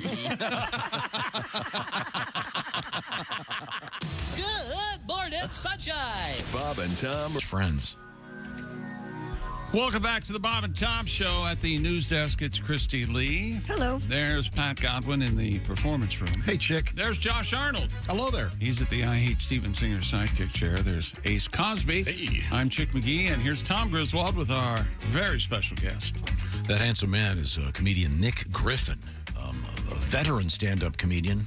Number of appearances on the David Letterman show. How many was it? 11. 11. That's great. And Nick is on the road, and you'll find Nick Griffin. He will not be at a shake joint, as we just learned. Here we go. But on Friday, he will be at the Cackle Shack in Bloomington, Illinois, which is near the Kankle Shack, which is a very unpopular shake joint. Now, Hillary Clinton performs there a lot. Sorry. Put those cankles away. Boo! And then Saturday, it's a doubleheader. It begins Saturday evening at Mason City Limits in Mason City, Illinois. And then it's Petersburg at Broadgauge. Yeah. Is that correct? That's great. 2 shows on a Saturday for the great Nick Griffin. We continue with obscure trivia on the show today. Okay. We were talking about Gardner McKay. Yes. Wondering if Gardner Minshew was named after him. It turns out he wasn't. No. Gardner McKay, of course, famous television actor from the 60s. You make us all sound like we're all insane instead of just you. Would you please say Learned that a lot about Gardner McKay you today, were though, talking thanks about to you. Gardner McKay, and you were curious. And Christy's in love with him now. He's hot. Well, he's dead. But Well, he's dead was now, hot. He's but he was very handsome. room temperature. I can see why. Now, but here's an obscure trivia fact, because we were talking about Taylor Swift, because apparently she is dating an NFL player. We don't Rumors. That's right. Travis. His brother, Kelsey. Jason, says that I believe it. It's 100% I saw true. them getting off an airplane together. Did you guys not see that picture? I saw that photo. No, I didn't. Sorry.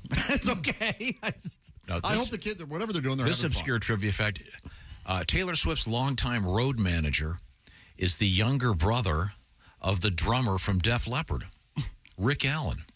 Who Ace and I have met Rick. And Rick is famous. Very nice man. Yeah, and he has one arm and yet is still an excellent, excellent drummer. Yes. And I've always admired Def Leppard for, hanging out and waiting for him to get better and doing that. But that was very nice of them. And the drummer for Def Leppard only had one arm. Robert Allen is Taylor's road man. So that's enough obscure trivia. Let's talk to our friend Nick Griffin. You know, you were talking about combining names, though, because Christy and her husband, Andy, and they call you... Crandy. Randy, and then Taylor Swift and this guy are going to be, they're called Trailer. Travis sounds Kelce terrible. Taylor. Well, John Krasinski and Emily Blunt are crunt. Are they really? Are they crunt? Oh, really? That's what they go by? They embrace it. Yeah. There you go. I didn't know that. Yep. Remember when Ace was dating that girl, Nicole? They were Ace Hole. They embrace that? Yeah. I do remember that. We miss her, Ace. I miss her too. It's never too late, Ace. Now, that Can't go reminds me back. that it's. I need to preface this by saying to our guest, Nick Griffin is a fantastic, just a wonderful stand-up comedian. There's no one like him. He's got his own thing. And I highly Everybody likes him. What are you talking about? No one there's like no one. him. There's no, No one like him. no one explores the depths of sorrow and darkness as well as Nick Griffin. And when you see one of his shows, you'll come away going, God, I feel great about my life. Yeah. Is that a fair assessment? But Nick, even didn't wait for her age. No, not at all. No.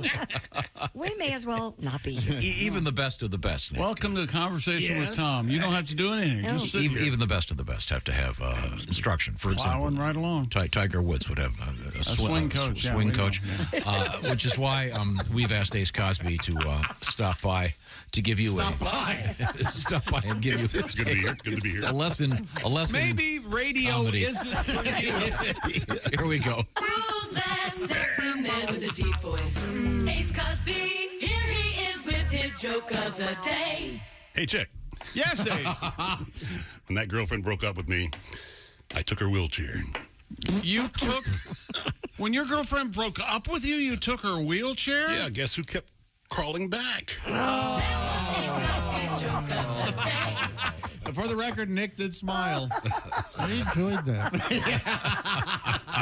Isn't there a movie called He Won't Get Far on Foot or something? Oh, is that, Yep. And the trailer. is that Kathy Bates in that? And the poster is the wheelchair and these drag marks from the my wheelchair. goodness. I think it's Joaquin Phoenix. Is that right? Something like that. Okay.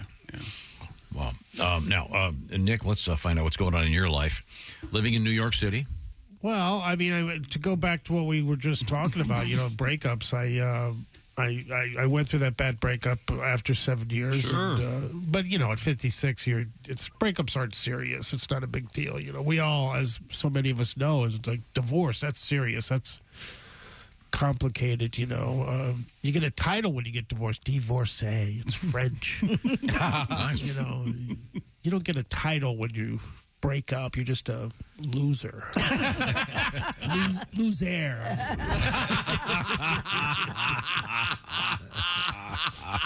But my mom said, because obviously she met my old girlfriend, she's like, are you still going to be friends? Sweet, isn't it? It is very sweet. Yeah, we're going to be friends. We're going to get together every weekend and giggle about how it all fell apart. That's beautiful. Beautiful sentiment. Nick's hanging out with us. Christy Lee's at the news desk. We've got a couple things we've got to get to. A Michigan woman rescued from an outhouse toilet after she climbed in to retrieve her Apple Watch. Oh, no. According to state police, the woman had lowered herself inside the toilet after dropping the watch at the Department of Natural Resources boat launch at Dixon Lake in Bagley Township. You mean Mission Impossible style? I can see taking off your pants when you're going to a toilet. You take off your watch? First responders were called when the woman was heard yelling for help. I don't know if she took off her watch or if it fell off. Maybe she hit it on the side of the porta potty. I don't know. The toilet was removed and a strap was used to haul the woman out. And wait a minute. You can understand somebody taking off their pants when they go to a toilet? George Costanza. Well, I mean, do you walk into a bathroom and take your watch off? No, but I certainly don't take my pants off. Maybe she was washing her hands after or something. It could have been anything. Yeah. You take your watch off to wash your hands? Maybe. I don't know. Or maybe she didn't want to wipe with a watch right there. Yeah, there you go. There's your answer. Yeah. Police did not say whether. Wait, what? E. coli, yeah. Your wrist gets What close is she in the digging way. Are you suggesting that she's getting her wrist deep into her gluteal cleft while scrubbing her anus? I'm just saying it gets close. It was a slow dumping. Thank you, Nick. Very slow down. Police did not say whether or not the woman was injured, but warned others not to venture Hey, there's poop inside down there. the containment area. Hey, I'm down here. A serious injury may occur. The sheriff said that? Is that what you said? Yes. Isn't that Yes. great? Like, what'd you do at work today, honey? Well, I warned everybody to not wear their watch in the outhouse. Not crawl into an outhouse toilet. This is a strap was used to haul the woman out. Yeah, well. They attach it to the back of a truck, and okay, go ahead, hit it. Yeah, I don't know the size of the woman. Well, you think Well, she couldn't have been that big if she got down in there. Well, now, wait a minute. Well, but she she still couldn't could get have been out. a good size. So did she go in? I assume she's reaching down, so she went in head first. No, she would die. She lowered herself. She lowered herself in. She didn't She didn't do go in a head first. front flip in. Think about that. Well, might as well make the most of it. Don't open your eyes. Oh God, what an awful day! you let the watch go, don't Yeah. you? Yes. It sucks. You Wouldn't you lost just- your watch. Yes. You just resign yourself to get pink eye too, wouldn't you? I mean, Oh my God! you More would have than no that, choice. it'd be right? awful.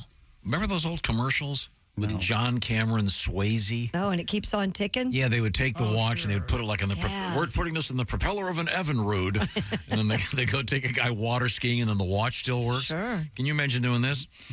Oh, yeah, well, we've sent this poor sad woman in 10 feet of human feces. Oh. But look, the watch is. Oh, well, it wasn't. You know what? We're sorry, ma'am. This didn't work out. Well, I don't know what we were thinking. It's covered in crap. This is- So, this yeah. is a real shame. Give her a squeegee. Let's get the Silkwood shower going over here. We're going to come right back. We have more exciting news from the world of kittens and alligators in the same story sometimes. This is the Bob and Tom Show. Thanks for listening.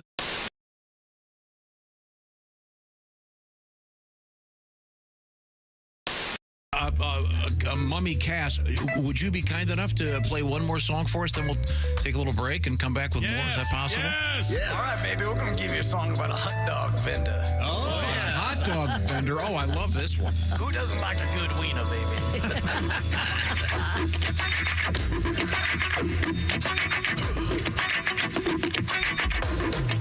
Here we go, baby. He's coming for you. He's gonna catch you. Attack of the wiener man.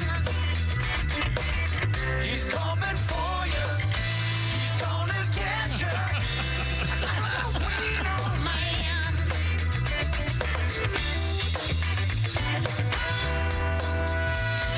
Late at night when the bars are closing, the alcohol takes its toll and the drinkers need the favorite blender. I taste the street of sausage blender. Oh, little man behind the car. The police can't catch him cause he's way too smart. The smell of mustard in a big umbrella. Hot the man's got the perfect cover. He's coming for you.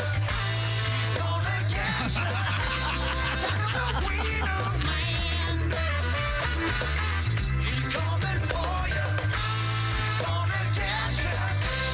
Attack of the wiener man.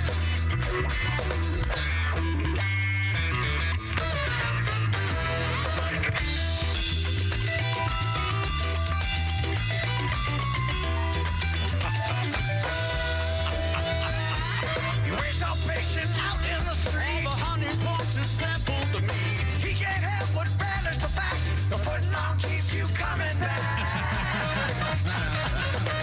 Once you're feeling safe and cold, that's when the wiener man makes his move. Screaming your mouth is full. He's coming for you. He's gonna get you. Attack of the wiener man. He's coming for you. He's gonna get you. Attack of the wiener man. Crouch.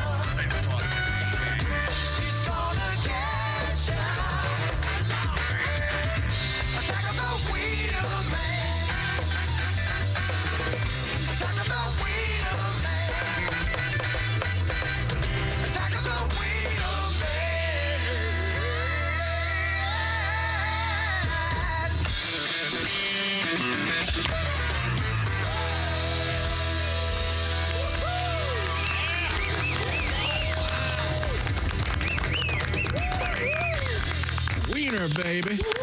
Oh, that was just brilliant. You got to see the Mummies just to see the choreography. I just wish they played better. What's the problem? A little tighter. Holy hell! Yeah. John Coltrane would Man, sing to the I've guy. never seen one played hands-free. That guy. How did you do that sax solo? Yeah. That was great. He's got extra appendages, man. Yeah, he does. Wow. Yeah, he does. Oh, wow. That's just brilliant.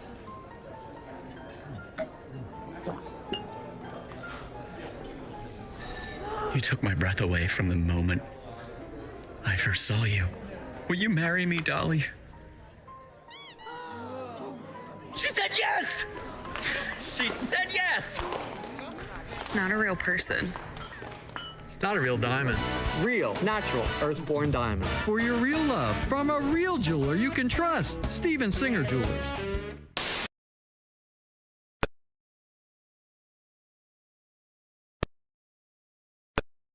Days it made it clear only one was fit to eat. Turtles and whores. Yeah. Turtles and whores. I love them turtles and whores. Turtle and hose. Now, if you catch one, here's some advice. One is dirty and the other ain't nice. So be polite and always walk up from behind. Make small talk, never let them see fear. Don't work alone, just bait or bed. When you're done, just drop them by the river. Turtles and whores. Everybody. Turtles and whores. I've caught both while fishing. I'm always on a mission. And they both hate the kitchen. Turtles and whores. Bob and Tom. 5, 4, 3, 2, 1.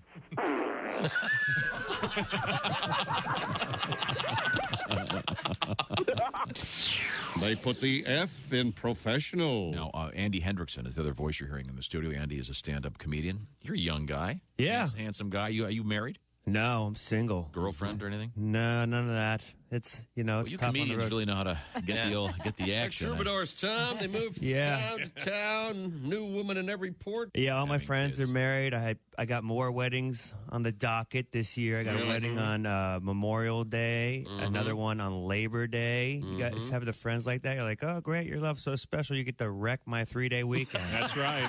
Yeah. That's right. Maybe I'll have my funeral on the Super Bowl. How about that? How about that? I'll show you. Bring a snack. Are the stars out tonight? I don't care if it's cloudy or bright, 'cause I'm blind. Jeez. Morning laughter just might be the best medicine. If you want to turn your daddy parts orange, eat some Cheetos and watch some porn. Bob and Welcome back to the Bob and Tom Show. Christy Lee at the news desk. Hello. There's Pat Godwin over there in the performance room. Hey, chick. Maybe a song out of Pat. Yeah, we've only had one today. I know. How about that? How about that? Guests Tom? and company. Maybe a song. We got a surprise for you. Oh, here we For go whom? again. There's Josh Arnold at the I Hate Steven Singer sidekick chair. Hi there. There's Ace Cosby. Hey. I'm Chick, and here's Tom with a special guest. That's right. He is not the proprietor of a shake joint. Willie! He's my son, Willie. Willie reporting live on the scene in Chicago. Willie, how are you this morning? I'm good. How are you guys doing, gang? Good to see you. Good to see you. Good. How was that Cubs game? It was really fun. It was a lot of fun. I like baseball. What a good excuse to get drunk on a Wednesday. Sure. How much fun can that be? Yeah, there's a famous poem, and the last line is, there is no joy in Mudville, mighty Casey has struck out. Not a lot of joy in the NFL in Chicago these days. Am I correct in saying that? The NFL, Chicago Bears, they're in the press a lot. I'll give them that much, right, Chick? Yeah, they are. Yeah. It's the Bears. They went to the Super Bowl. They lost to the Colts in the Super Bowl. I think I'm wearing this. This is kind of a fun shirt to wear around Chicago because it does. It's not saying it's not an anti-Bears shirt, but when someone sees this, they go, "Hey, They know what's going on, right? They get it. Right. Yeah. Probably not a great idea the way things have been going lately. Various beatings at stadiums. Lives in a nice part of town. Leave him alone. Sorry. What else is happening, The Willie? daughter there. Not too much. I just wanted to kind of call in, tell some jokes, check in on my dad, push the woke agenda, just get started. That's right. Don't you call your dad every afternoon and check in? Oh yeah, you guys know our famous talks that we have together. We texted back and forth yesterday. Okay, fair enough. Couple things. About what time he was going to be on today? No. No, about other stuff. I've got a little surprise for him when he gets back. Oh, that's nice. What'd you get him? They moved him out. I got two surprises actually for him. Yeah, one of them is the new tenant. Yeah. New baby brother. New baby brother. Are you There You have another baby coming? Not to my knowledge. Oh, okay. God. That was a long pause. That'd be quite a surprise. To who? You or Kelly? Yeah. Man, oh man. Be very rough. This cannot not go anywhere good. So you're in Chicago, Willie. Is that right? Yeah. Yeah. I think I like that story you guys did about getting your cringe out on a first date. Sure. I think the next first date, I want to go to a baseball stadium. I want to go to a baseball stadium. I want to go to the ballpark. And I want to, how many beers and hot dogs is too many to have on a first date? I want to find the answer.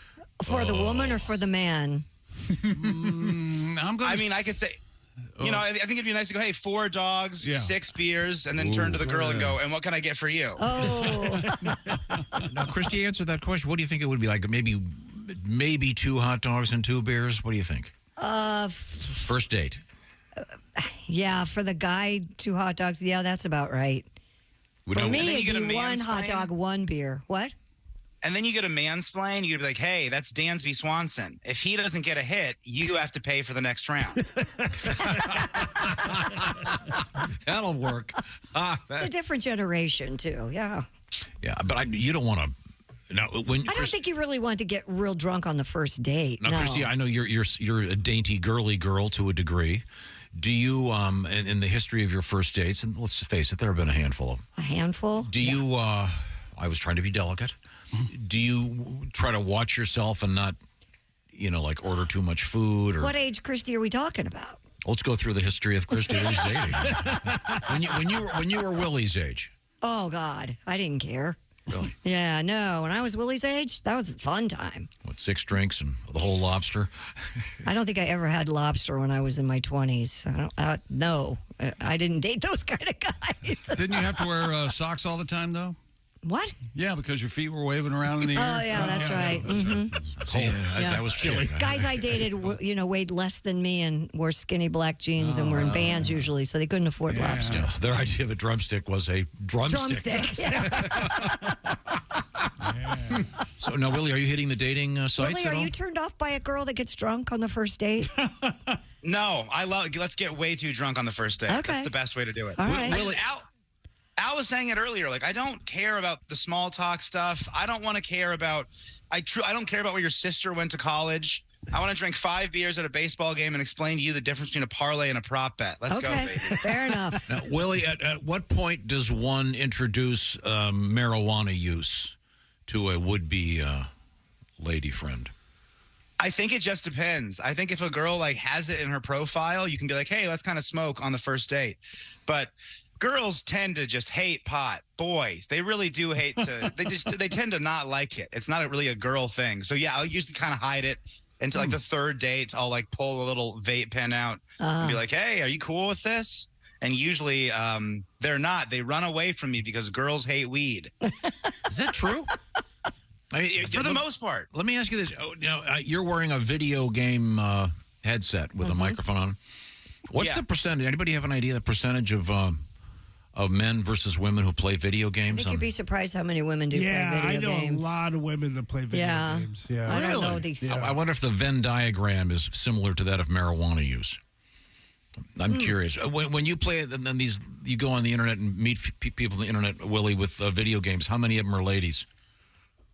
Scarcely they're ladies. Usually they're 12-year-old boys that are very mean and racist. But there's a lot of those out there on the video game world. Yeah, I was reading about that. What? Yeah, that's a thing. That there's a really unfortunate aspect of the anonymity, I guess, of doing video games.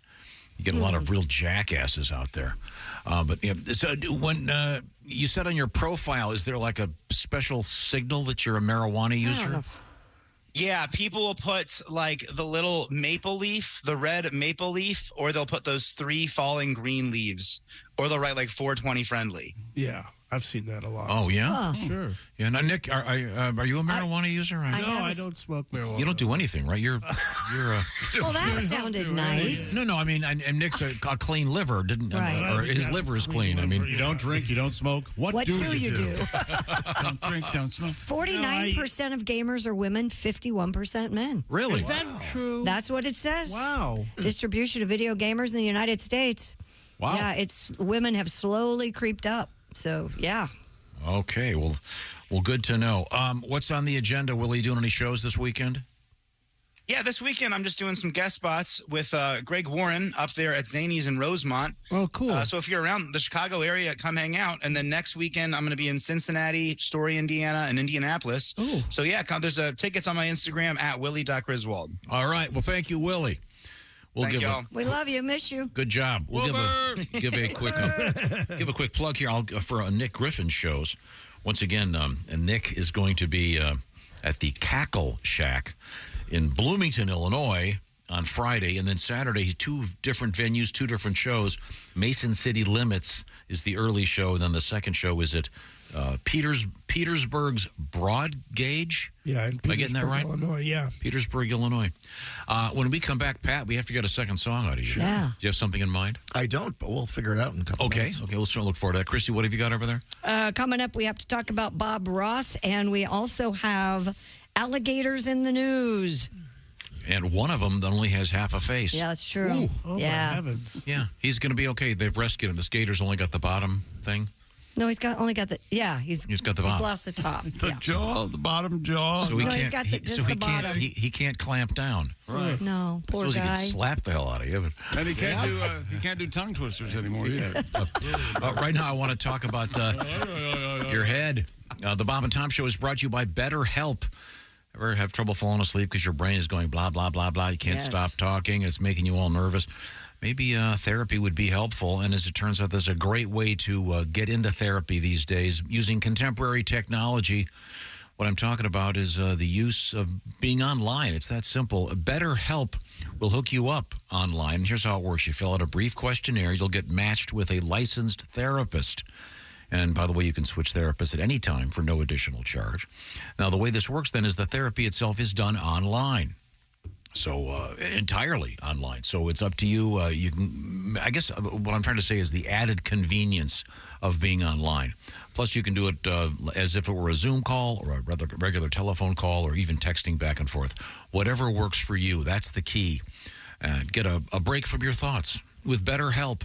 Visit BetterHelp.com/BT Show today to get 10% off that first month. BetterHelp.com/BT Show. That's BetterHelp, H-E-L-P.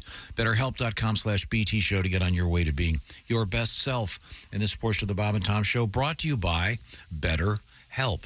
When we come back, the aforementioned alligators, Bob Ross, his hair, and a happy story about kitty cats. All right? Okay, got a sweet one and one not so sweet. This is the Bob and Tom Show. Hi, this is Mike Birbiglia, and you're listening to Bob and Tom Radio.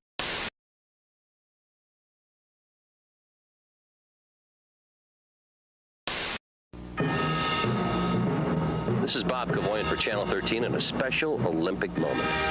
We are going to recreate the very first time the torch was ever run in history. Cut! The monkey's got no gloves on. Where are the monkey gloves? I'm sorry. I didn't realize I didn't have the gloves on. Sorry. Now we're going to recreate the very first time the torch was run in history. Cue the monkey. I'm not a monkey. I'm a gorilla. There's a difference. Cut. I didn't say I didn't know what you wanted. I know what you want. I can't do it. Why can't you do it? I can't go in the woods. Why? I have sensitive skin. I just can't do it. Sensitive skin. You're Sensitive wearing skin. a gorilla suit. I was that. just in the woods. Anybody can go Have you in the ever woods. been bitten by a mosquito? Possibly a carpenter ant? You don't want the gig? If you don't want to do this, I didn't say I didn't want the gig. Tony I just don't wanna Saragusa go- from the Colts. Tony Saragusa said, Saragusa? I can do this. Saragusa He cannot... wanted the role of the gorilla. He cannot touch my gorilla.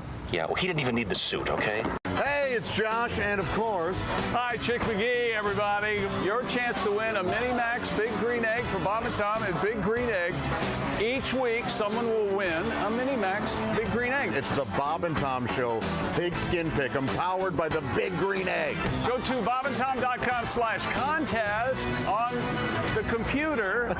Is that where you go? Are we eligible?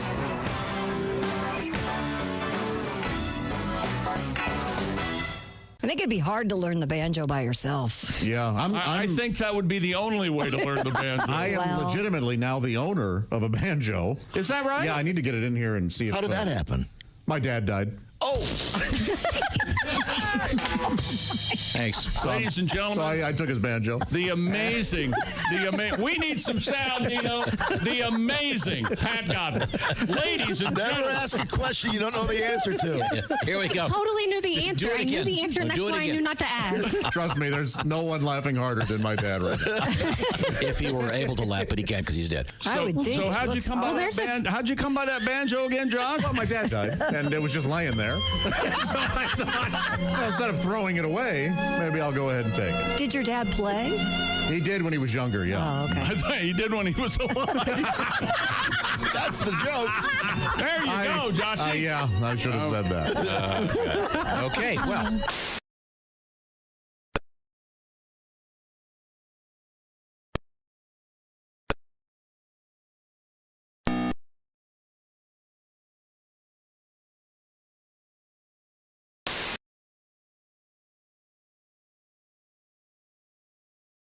You can try delicious, dietitian-approved Calorie Smart meals with around or less than 550 calories per serving.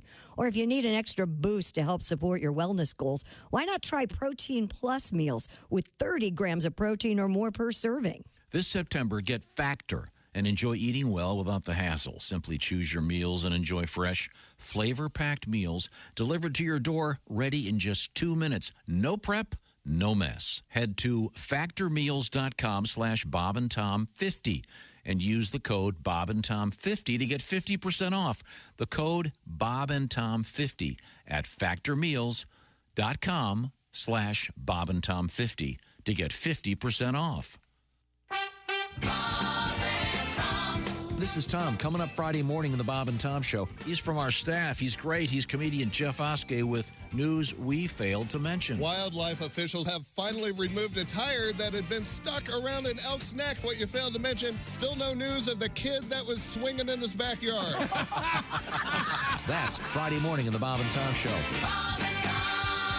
The Bob and Tom Show, weekday mornings at 6 a.m. Eastern Essential on Bob and Tom morning 24/7. Radio, all day and all night. Really?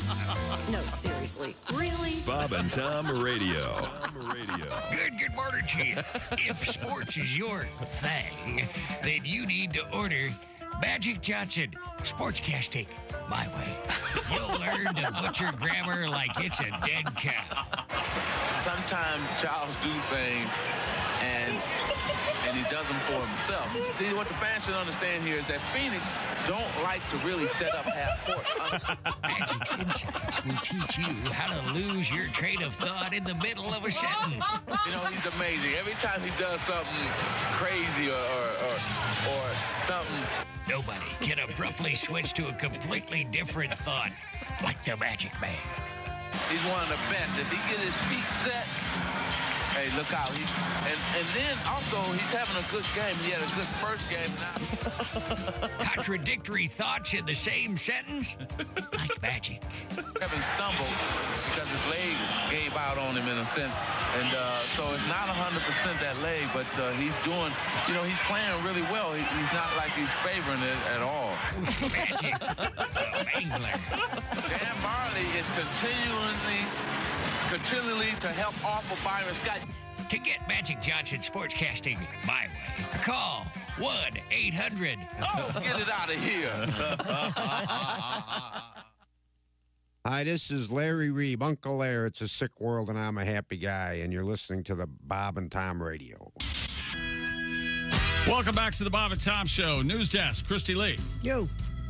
There's Pat Godwin in the performance room. Hello, chick. There's Ace Cosby. Hey. There's Josh Arnold. Hi there. He's at the I Hate Steven Singer sidekick chair. I'm Chick McGee, and here's Tom Griswold with our special guest here in studio and another special guest. And we have a couple of guests here, and coming up, a song from Mr. Pat Godwin. Our first guest is from Kansas City, now living in Manhattan, New York, New York. He is comedian Nick Griffin, veteran of the David Letterman Show, great stand-up comedian. On the road, he'll be at the Cackle Shack in Bloomington, Illinois, and then he'll be also at Mason City Limits and Petersburg's Broad Gauge this weekend. And I don't know where our next guest is going to be this weekend, probably in front of a television set. Eventually, we'll be talking to him. He is our big winner for the Pigskin Pick'em competition. He won himself the Big Green Egg Mini Max. Looks like we have some phone issues. At stake every week, we have the Mini Max, and from the Big Green Egg people. And have you ever seen the Big Green Egg people? They look like regular people, but their bodies are giant big green eggs. No, I thought their heads were big green eggs. Little arms sticking out. That'd be a good costume for Halloween.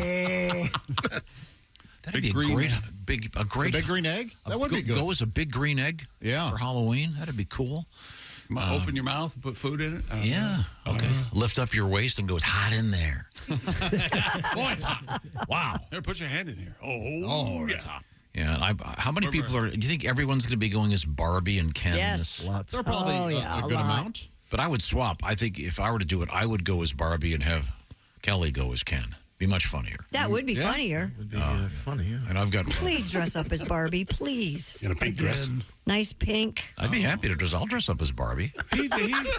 He dresses up like women all the time in the pictures. Right? There are a bunch of pictures out there. I like dressing like a woman. It's fun. I like dressing up like a president. That's my favorite thing. Are we going to do that again for President's Day? We haven't done it for how long, and we're going to keep it that way. Nick, you know the term party pooper? Sure. Yes. Wouldn't you like to dress up as one of the... See, you could be JFK. We could maybe might need a wig, but I mean... handsome guy. I don't know. I'm not a big Halloween guy. The last time I did Halloween was with my Me too. ex-wife, and it slowly deteriorated after my Wolfman appearance. And oh yeah, it wasn't because of Wolfman, right? But Yeah. It was. I mark it as that. That's how you remember it. The Wolfman. Right, is that why you refer to her as the old silver bullet? Was she Little Red Riding Hood? Yeah. Did you extend the Wolfman outfit and makeup into the bedroom?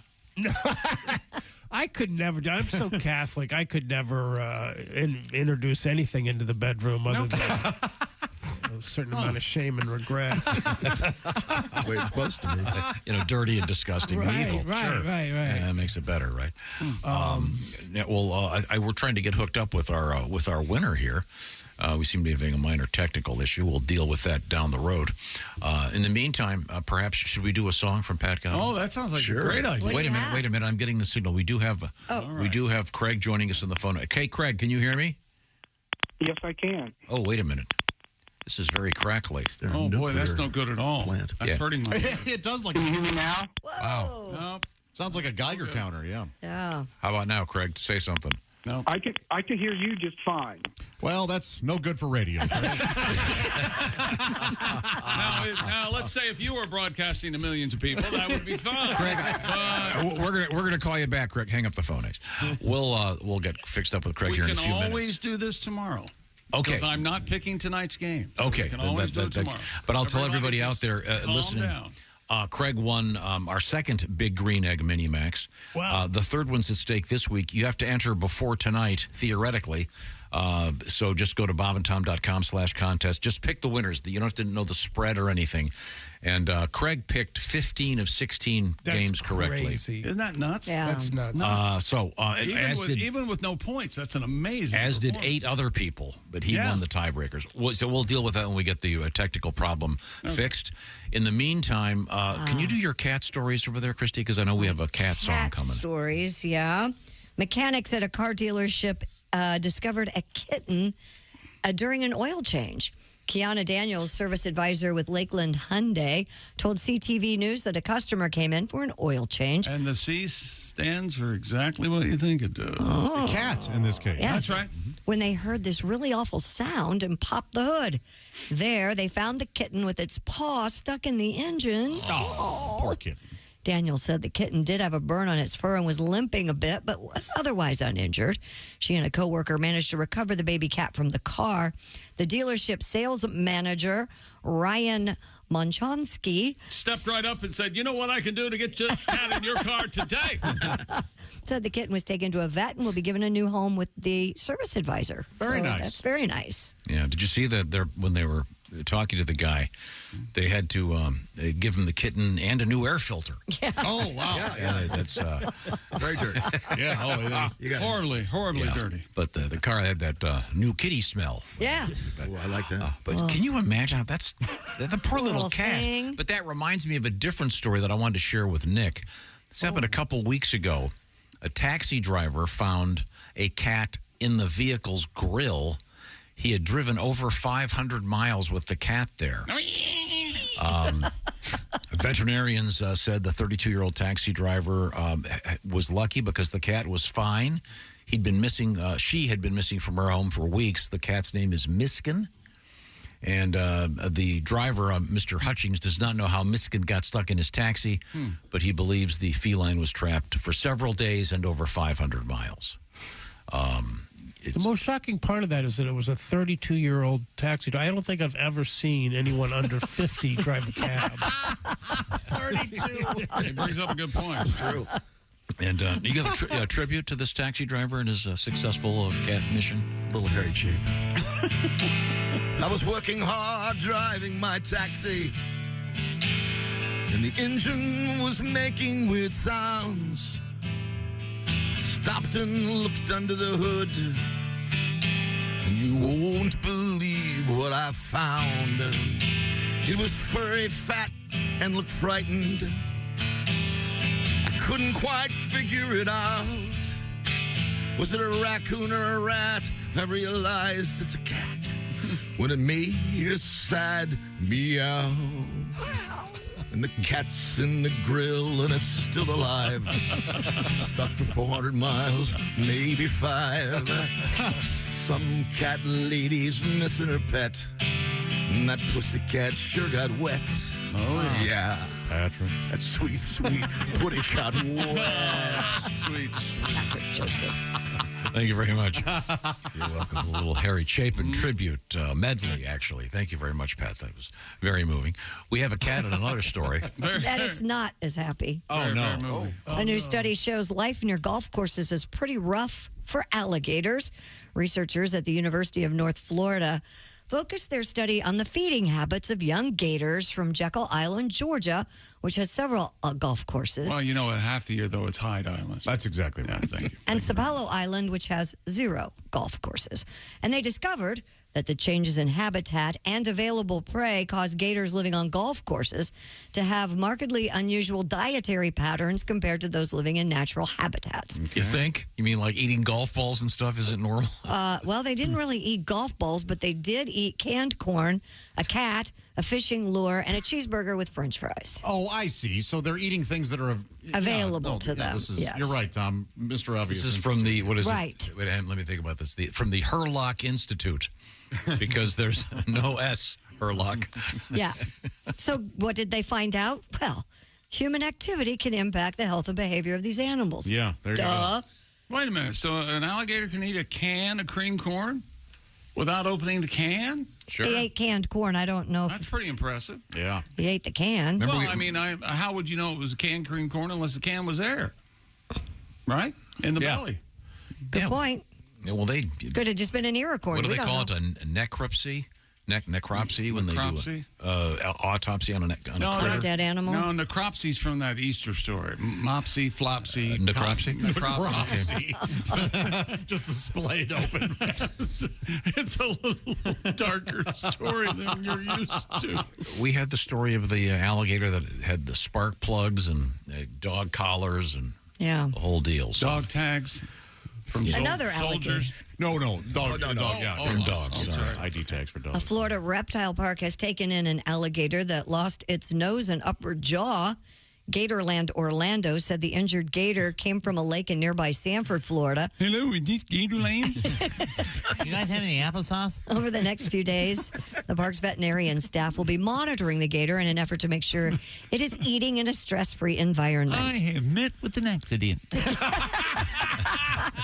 To get the gator to eat, the staff is cutting up small pieces of food that they will toss in the back of his throat. Oh, geez. It's unknown how the gator lost its nose and part of its jaw, but the injury may have occurred in a fight or I was just going to say, he probably started something, sounds like to me. or by a boat propeller. But you can. There's a woman holding this gator. The gator looks like it's about 4 or 5 feet long, but it's mostly tail. Imagine on the top, right where the eyes come, it goes about 2 inches, then just stops. Okay, it's missing the upper flap, if you will. Snub nose. Yeah. Yeah. So, but snub-nosed gator. and yeah. it kind of looks like it's smiling. Yeah. But yeah, that's cool. It'll be okay, right? So it can't Should feed be it. okay if it they can't feed feed it. It can't feed itself now. No. right? I'm sure it'll take a fair amount of razzing from the other alligators. No doubt, yeah. Hey, Jimmy Durante. You know, all the classic. That's the opposite, isn't Right, it? right, but that's what they're doing here. It's like calling a bald guy curly. Yeah. Oh, okay. You know, hey, Barbara Streisand. Nice schnoz. It wasn't funny yesterday, and it's not funny today. You know, it looks a lot bigger. I saw your ass is going to be a suitcase, you dick. Anybody got cream corn here? I love the green corn.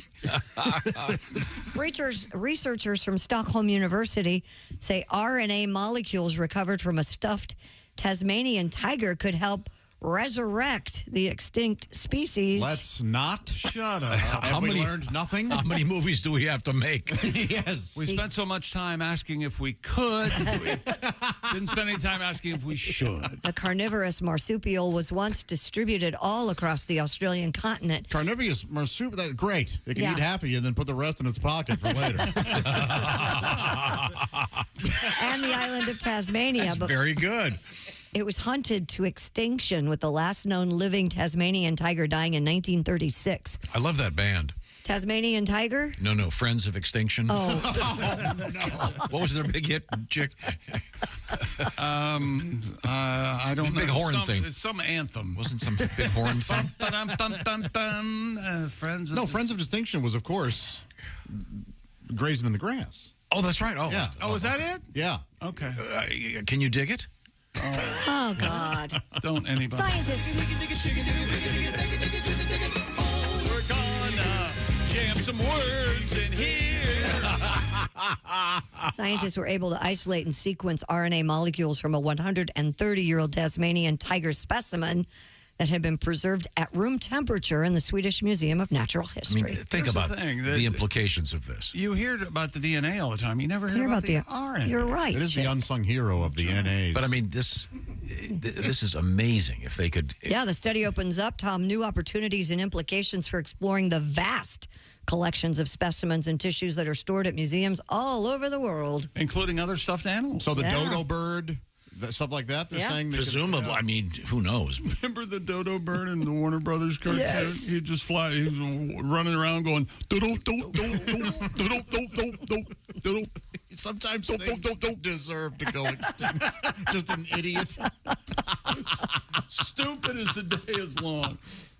The first painting Bob Ross ever created on his TV series, The Joy of Painting, is going up for sale. This can't be real. Modern Artifact in Minneapolis is asking for nearly $10 million They can ask for $100 million. for a walk in the woods, the first of over 400 paintings Ross produced on his beloved series. In the happy trees. Modern Artifacts owner Ryan Nelson purchased the painting from a PBS volunteer who bought it 39 years ago. She said Nelson gave it a not-for-sale price of $9.85 million, adding while he will take offers on the painting, he is in no hurry to sell it. Oh, well, that's why it's so expensive. Well, He doesn't want to sell it. Well, that's good. I mean, I wonder what it would go for in an auction. There's a chance it'll go for $9.5 million. I doubt it. But there's a chance. You're saying there's a chance. How about this? Always a chance, I guess. I think somebody owns most of them. I think someone went out and bought them all. But what's interesting to me about Bob Ross, of course, is his halo of hair. Of course. Do you know his background? He was a badass military guy. Really? Air Force, yeah. And I thought he was a Marine. No? Air Force. There was a really good documentary about him, but they asked him to do that thing with his hair to give him that halo of hair, which he hated, and he wanted to get rid of it, but they said, hey, you can't, that's your trademark now. That was a big look back in the day. But he personally did not care for it. There are photographs in his Air Force days when he has what would be considered less... Close cropped hair. Yeah, but I mean, he didn't have it. Because that look had to be, I think they had to treat his hair with pick it out. some kind of chemicals, but the documentary is kind of sad, actually. Well, he does. Well, he died. Yeah, but not just that. Oh, yeah. Kind of. Well, you have some sort of. Watch the documentary. Speaking of paintings, a painting purchased at a New Hampshire thrift store for $4. We all love these stories. Sold for $191,000 at auction. Yeah, according to the New York Times, a woman picked up the painting at the Savers store in Manchester back in 2017. It depicts two women who appear to be in a standoff, with the elder woman displaying stern disapproval. The shopper eventually became curious about the work, posted it onto Facebook, where it was seen by art conservator Lauren Lewis. It was eventually determined to be an authentic oil panel by N.C. Wyeth, one of the premier American illustrators of the 20th century. How about that? The piece, dubbed Ramona after Helen Hunt Jackson's novel, has since sold for $191,000 at auction. Everyone's dream at Yeah. the thrift store. That's awesome. Yeah, but it's amazing. How cool would that be? Great. Winning the lottery there. Yeah. I'm trying to find a picture of the picture. To see what it looks like. It's filthy. It's some of the grossest smut you'll ever lay on. Oh, my gosh. They're both Got her down on her nude. knees. It's really Just a Maybe she can. Very graphic. She's a regular shopper at thrift stores, so maybe she can use the $200,000 to debug her couch. It's the old that she bought stovepipe from that she the bought back. for $30. There are many fine items. Infested with tertiary syphilis. I'm sure they containing Yeah, you can cockroaches. off a couch. Yeah, You can't see this from here, but it's... Oh, God, please put that away. It's just too graphic. It's nice. Very just awful. very nice. Ladies. Very nice. I had no idea that would fit in there. Coming up, we're going to have our history lesson. But first, we have a couple things we have to get to. And one of them is I need to talk to you about Simply Safe, the design-it-yourself, do-it-yourself home security system. And Simply Safe has something brand new. It's called 24/7 Live Guard Protection, designed to help stop crime in real time. Now, if an intruder breaks into your compound, Simply Safe professional monitoring agents can actually see and speak to and deter the criminals through Simply Safe's new Smart Alarm wireless indoor camera, stopping them in their tracks. 24/7 Live Guard Protection made possible by the new Smart Alarm wireless indoor camera. Available with Fast Protect monitoring plan, it's the only indoor security camera that can trigger the alarm and instantly deter intruders with a built-in siren. Install your way, of course, or the way I did it. I did it myself in about a half hour. I've done it a couple times, actually. Or you can have a Simply Safe expert set it up for you. They'd be more than happy to do that. Either way, it's so easy to protect your home. For a limited time, get 20% off your new system when you sign up for Fast Protect monitoring. Visit simplysafetom.com today. That's simplysafetom.com today. And remember, there's no safe like Simply Safe. Thank you, Chick McGee. Coming up, history, and our guest, Nick Griffin. This is the Bob and Tom Show. Hey, thanks for listening to the Bob and Tom Show this morning.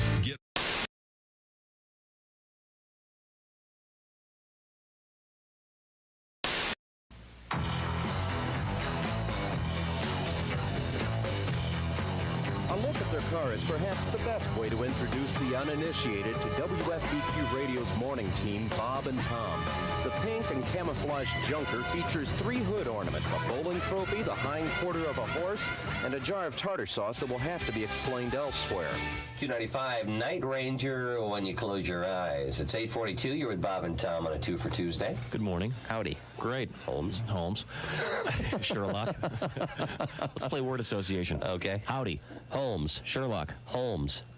John C. With Bob and Tom. Holmes. The human tripod. I see. Okay, I'm sorry, Bob. That's all right. From 6 a.m. and for the next 4 hours, Bob Kavoyan and Tom Griswold fill the airwaves with jokes and pranks that range from silly to hilarious and from bawdy to sick. Why is sex like hair? Why is sex like air? I give up, Bob. Because it's no big thing unless you're not getting it. They deliver a National Lampoon sort of humor that leaves the audience laughing while wondering how Q95 can broadcast some of the things they say. Half the joke is in your mind. The joke isn't stated outright. The person has to put something into it to get something out of it. Yeah, they're fun and people like them. People enjoy them. They laugh at them. And there's an alternative. You can always change the channel. But people aren't. After 2 years on the air, Bob and Tom have taken Q95's morning show to the top of the volatile morning FM ratings. WFBQ is the 3rd radio station the zany team has worked for. After 6 years together, they've got the routine down pat. Bob runs the audio control board, plays straight man, and provides the program's famous laugh. Amateur phylactics. Amazing concept, I think, and I think it's going to go Tom far. sits on a mound of notes and papers to provide the program's often quoted jokes and many of its voices. Oh, hello, Mohandas. Hello, Bob. How are you? Oh, I am fine today. Hello, Tom. Hi, Mohandas. You look very good today. Thank you so much, Mohandas. Much of their banter is off the cuff with an occasionally rehearsed punchline off mic during a song. Only if it makes you late for the ceremony. She's controversial. She's provocative. She's the famous sex therapist, Dr. Ruth Weisboner. Good morning, Dr. Ruth. Good morning, Tom. Good morning, Bob. Good morning, Dr. Their regular spoof on Dr. Ruth Westheimer features some of their more risque humor. Is it wrong to have sex before you're married? Is it wrong to have sex before you're married? Well, no, as long as you're not late for the wedding. Bob and Tom's task of filling 20 hours of airtime every week is made easier by several regular characters phoned in by people around town.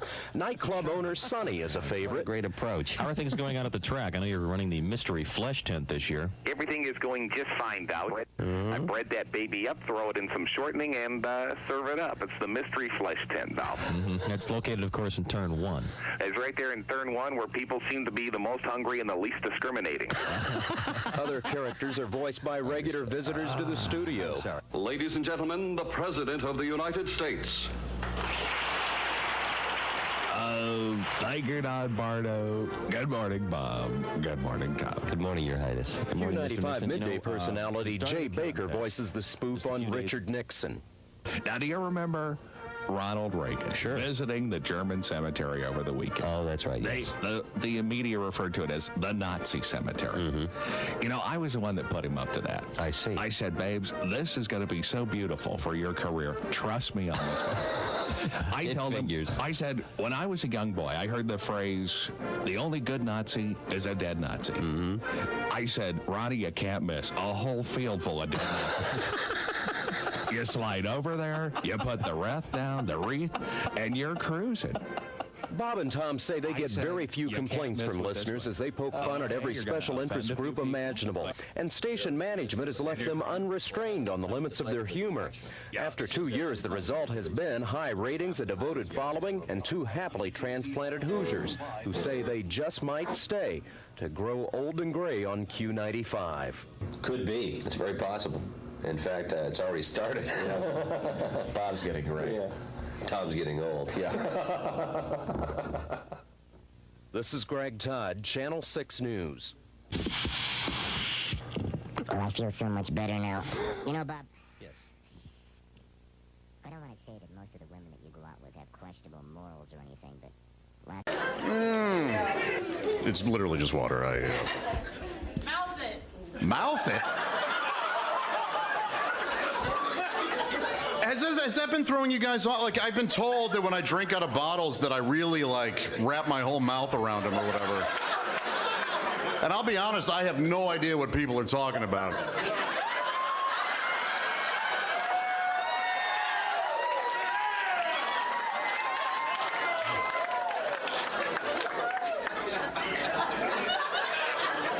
How we doing, fellas?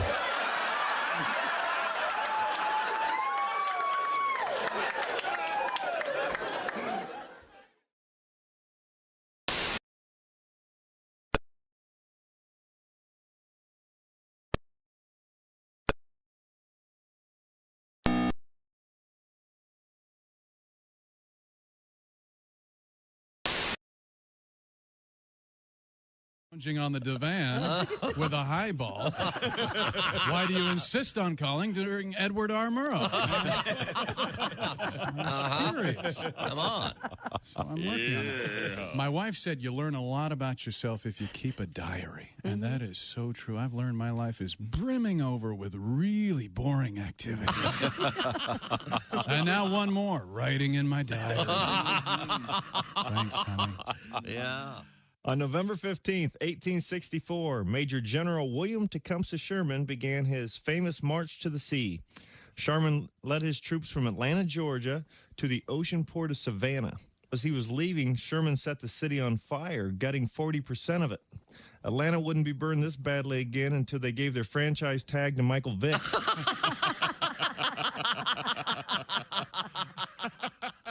Hey, don't say we didn't warn you.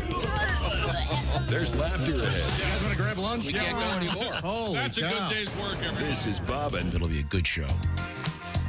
Hey, welcome back to the Bob and Tom Show.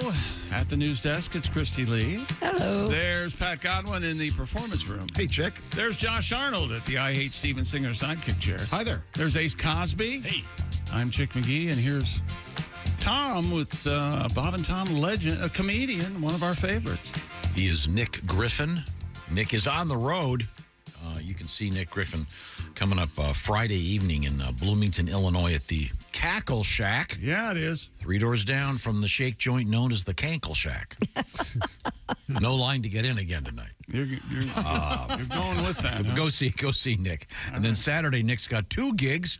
One is Mason City Limits, and the other is Petersburg's Broad Gauge Club. So some great opportunities to see Nick Griffin live and in person. Right now, is it time to educate our guest again? Time now for today in history, the 21st of September. Gotta play the song. It's gone. Oh. We have, this is interesting. In 1915, Cecil Chubb. Oh, the Chubb Insurance Group?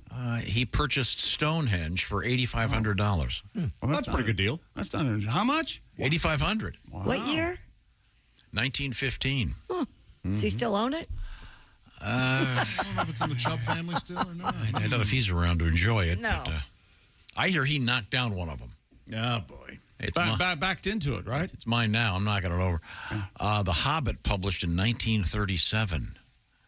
I will admit. Never read it? No, because I was interested in meeting women. It's kind of an interesting story. It's fun. Right? Fantasy. I did read it. It's about friendship. Read it. Yeah. I read it. Perseverance. And? It's long. It's kind of, it's okay. 2,000 pages I would rather watch the movie when it comes to The Hobbit. Okay. The movies. Here we go. This is important. Jimi Hendrix changed the spelling of his name on this date in 1966 to J-I-M-I. Did not know that. Why? It was cooler. It's probably one of the side effects of taking too much LSD, I'm guessing. Right. Oh. Hey, man. I thought there might be a story behind it. There probably is. I don't know what it is, however. Well, but first of all, he was James. Mm-hmm. Yeah. And then he went with Jim. And then it was Big J for a while. And then it was just J-A-Y. Was it J-Dog? And Big then, J Hendrix. And then he went with Jamie for a little bit. No, that doesn't work. And then he tried Jaime. He liked that. Yeah. Yeah. And then he went to Jimmy. Foxy lady. I just keep going until you stop me. In 1985, this is a trivia question for Chick. George Clooney made his debut on what television show? I know that. 1985. It's something. It's called ER, right? But it's not the original ER. No, The Facts of Life. The Facts of Life. Oh, son of a gun! I never Ace. never watched that show ever. Oh, really? Yeah, that television masterpiece. I've never seen that. You didn't care to watch the week? Struggled through Mrs. life. Garrett, come on. Sure. Tootie, you don't like Tootie? No. The exploits of Edna's Edibles. Back then, Edibles just meant baked goods. Cookie or something. Yeah. Is that right? Was Edna edible? You know what? She was motorboatable. She had very large. Tootie was the nickname, right? Charlotte Ray. Yeah, Tootie and Blair and Joe. I liked Joe. I had a crush on Joe. Blair was the cute one, though. Tootie was a cocaine thing, right? Got a bunch of dead birthdays today. Dead birthdays. H.G. Wells, Chuck Jones, Leonard Cohen. Oh, it's just sad. You put some respect on Chuck Jones's name. Chuck Jones, the great animator. Tremendous. Sure. I hope he doesn't get in trouble for portraying Bugs Bunny as a lady in that one cartoon. There are folks getting all up in arms about that. Sure. That was, of course, may recall that was a joke. Sorry. Stephen King, happy birthday. Yes. Yeah. Sometimes 77? dead is better. 76. Very good. There Wow. goes. I'm currently reading his new one, Holly. Holly, which I love that character. Yes, Love she's great. that character. Born in 1950, the great Bill Murray. Mm-hmm. Tremendous actor. You guys were just doing some Ghostbusters quotes off Yes. the We were. Man, we're Didn't even know it was Bill Real- Murray's birthday. Bill Murray's real first name is Murray. Murray. That's a lie. Yeah, that's right. 1959, happy birthday, Dave Coulier, friend of the show. Got it. And Comedian. Heartbreaker. Yeah. Comedian was subject to, what is it, Alanis Morissette had some issue Yes. with it. You ought to know. Oh, and then wait a minute. This is interesting. Happy birthday, Ricky Lake, born in 68. Ricky with an I. I wonder if she changed her name because Jimi Hendrix did it. She Yeah, did. maybe. Yeah. Well, first she was Richie. And then Jimmy. she was Yes. Rick.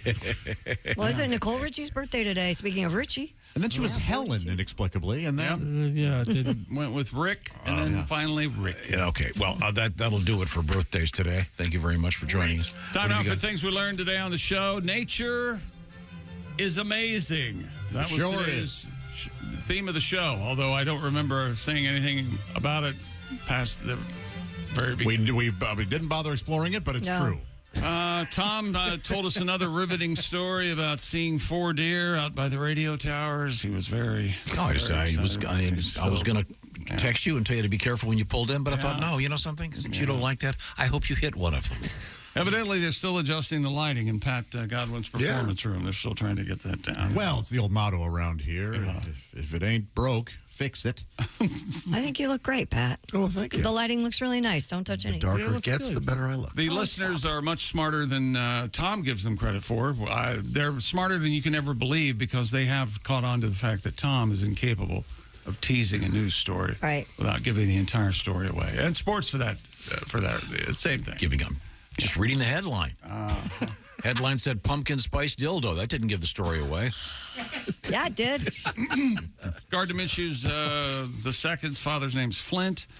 It is Earth, Wind, and Fire Day, 21st of September. Pumpkin spice dildo. Happy Halloween. Pat Godwin trotted that gem. That gem out again. Yeah, Always good. Always enjoyable. When in public, Josh Arnold reminds you mothers to hold your babies. That's right. Okay. If you didn't want to hold a baby, you shouldn't have got pregnant. Oh, it's boy. not the man's job to hold the baby. You shouldn't have got pregged. You hold the baby. You pushed it out. I held it long enough. It's your turn. By the way, I looked it up. We did a poll on that. 0% of women agree with me. Yeah. And by the way, Christy's new husband is named Andy, and they go by Crandy. And don't forget, Josh Arnold left us with another thought. Private jets go really fast. They sure do. Very handy. They'll get you there. Very handy. Exactly. Okay. Thanks again, Nick Griffin. It's always a great pleasure to see you, Nick. Thanks for having me. Oh, you're welcome. This is the Bob and Tom Show. Just got to get a hold of us. Call, fax, mail, or email. Get all the contact information you need at bobandtom.com. This